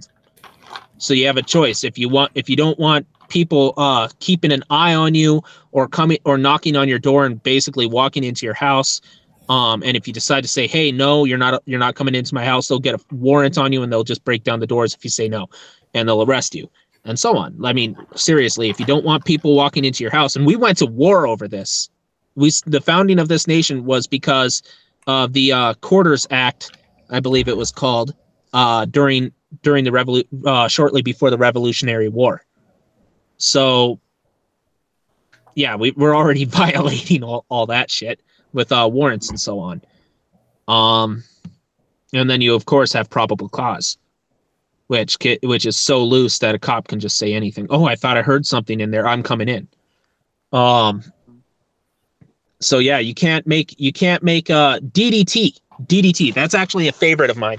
DDT has been the study that the EPA, I think it was EPA. Yeah, the study that the EPA used for DDT, that they said are weakening the calcium on the eggshells. Well, the eagles were fed less calcium, significantly less calcium. So of course they're not going to produce as much calcium in their eggshells, and thus the weakening of their eggshells and so on. There have been studies that have attributed pesticides, a different type of pesticide, not necessarily DDT, to the weakening of the eggshells and other chemicals and so on. But DDT, which is created in India, which is still made in India, has basically been banned almost worldwide because a lot of the world ends up following the United States on a lot of these things. Well, DDT is what's responsible for the greater overall, is one of the key factors responsible for the greater overall creation of wealth and survival of people. Malaria in other parts of the world has been called and known as the poor man's disease, the poverty disease. Basically, if you catch malaria, you go to a doctor. Into some of these countries where the doctors are where medicine is typically super heavily regulated, you're screwed. Your entire family goes into debt just trying to save your life. And then at any point, a mosquito can land on you and bite you. There's a whole bunch of shit regarding that. And the vast majority of these things are regulated. These people are not allowed to basically create their own items. So they literally survive on freebies being handed out by other people. And even then, you also have the vultures that want to sell, like that will take a you can buy a roll of screen for $5 and they will basically make something as large as your door frame and sell it for 20. And keep in mind, in South Africa, I think it's the rand is like 71 cents per dollar, or to the dollar. So you also have those that will exploit the others, or take advantage of the others, I should say. But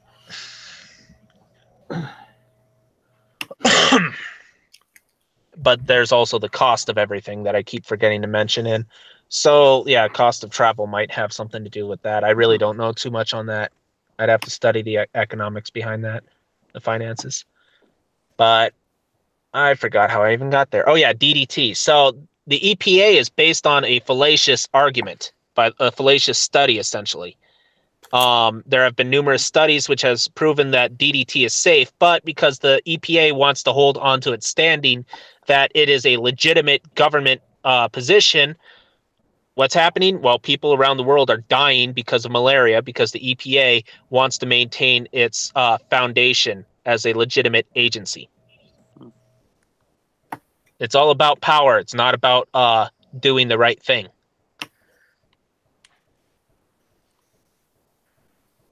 And even if the study was true, the problem is that they used a fake. Even if it was true, the problem is that they used a in this case the study, they used a bunch of eagles that were being fed less calcium which goes into their bones and calcium which goes into their eggs, making their eggs brittle. There have been numerous agencies, there have been numerous times within these numerous agencies that have done things such as that. Fuck, I'm falling asleep. But I'm trying not to repeat myself, and it's just like... You were saying about the calcium? Yeah, the calcium, what was it about calcium again? Oh yeah, the eagles. Basically, the eagles were fed less calcium intentionally during the study, and at the same time they were fed DDT. Well, when the eagle is fed less calcium, they put less calcium in. The eggshells are predominantly calcium, so are bones. Well, the eagles were had less calcium and were producing brittle bones, as well as brittle eggshells. As a result, like literally during the egg laying process, the egg would crush inside the eagle. And so on. And that's the and that study is what was used for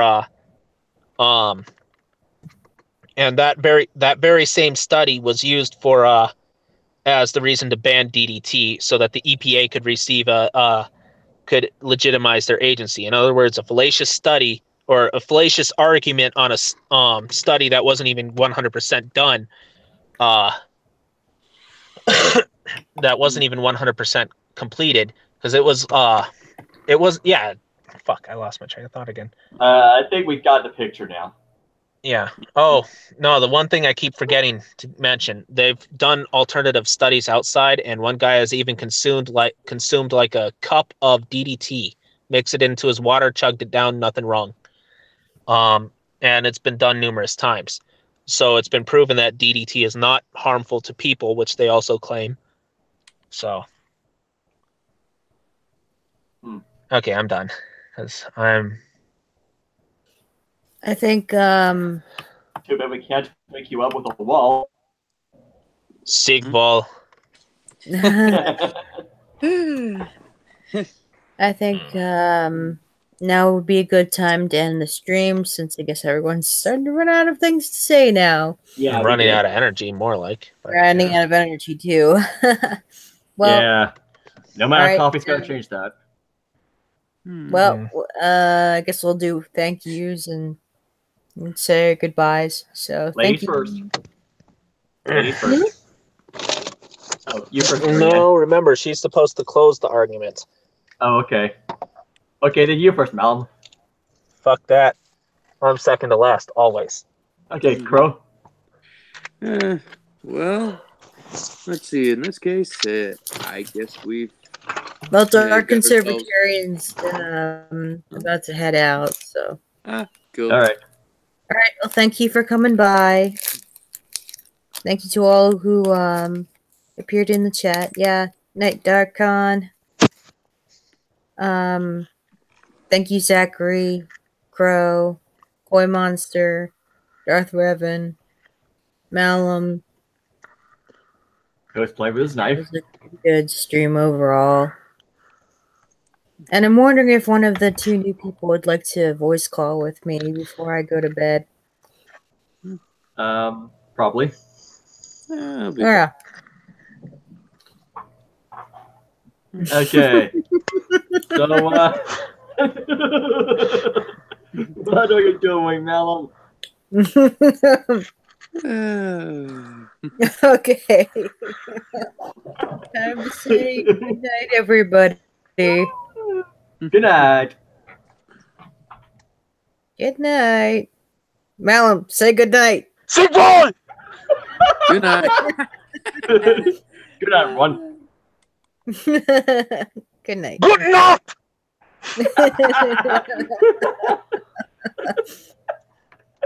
Hail knife! Stay tuned for the next stream. It's going to be a daytime stream on Thursday. 9!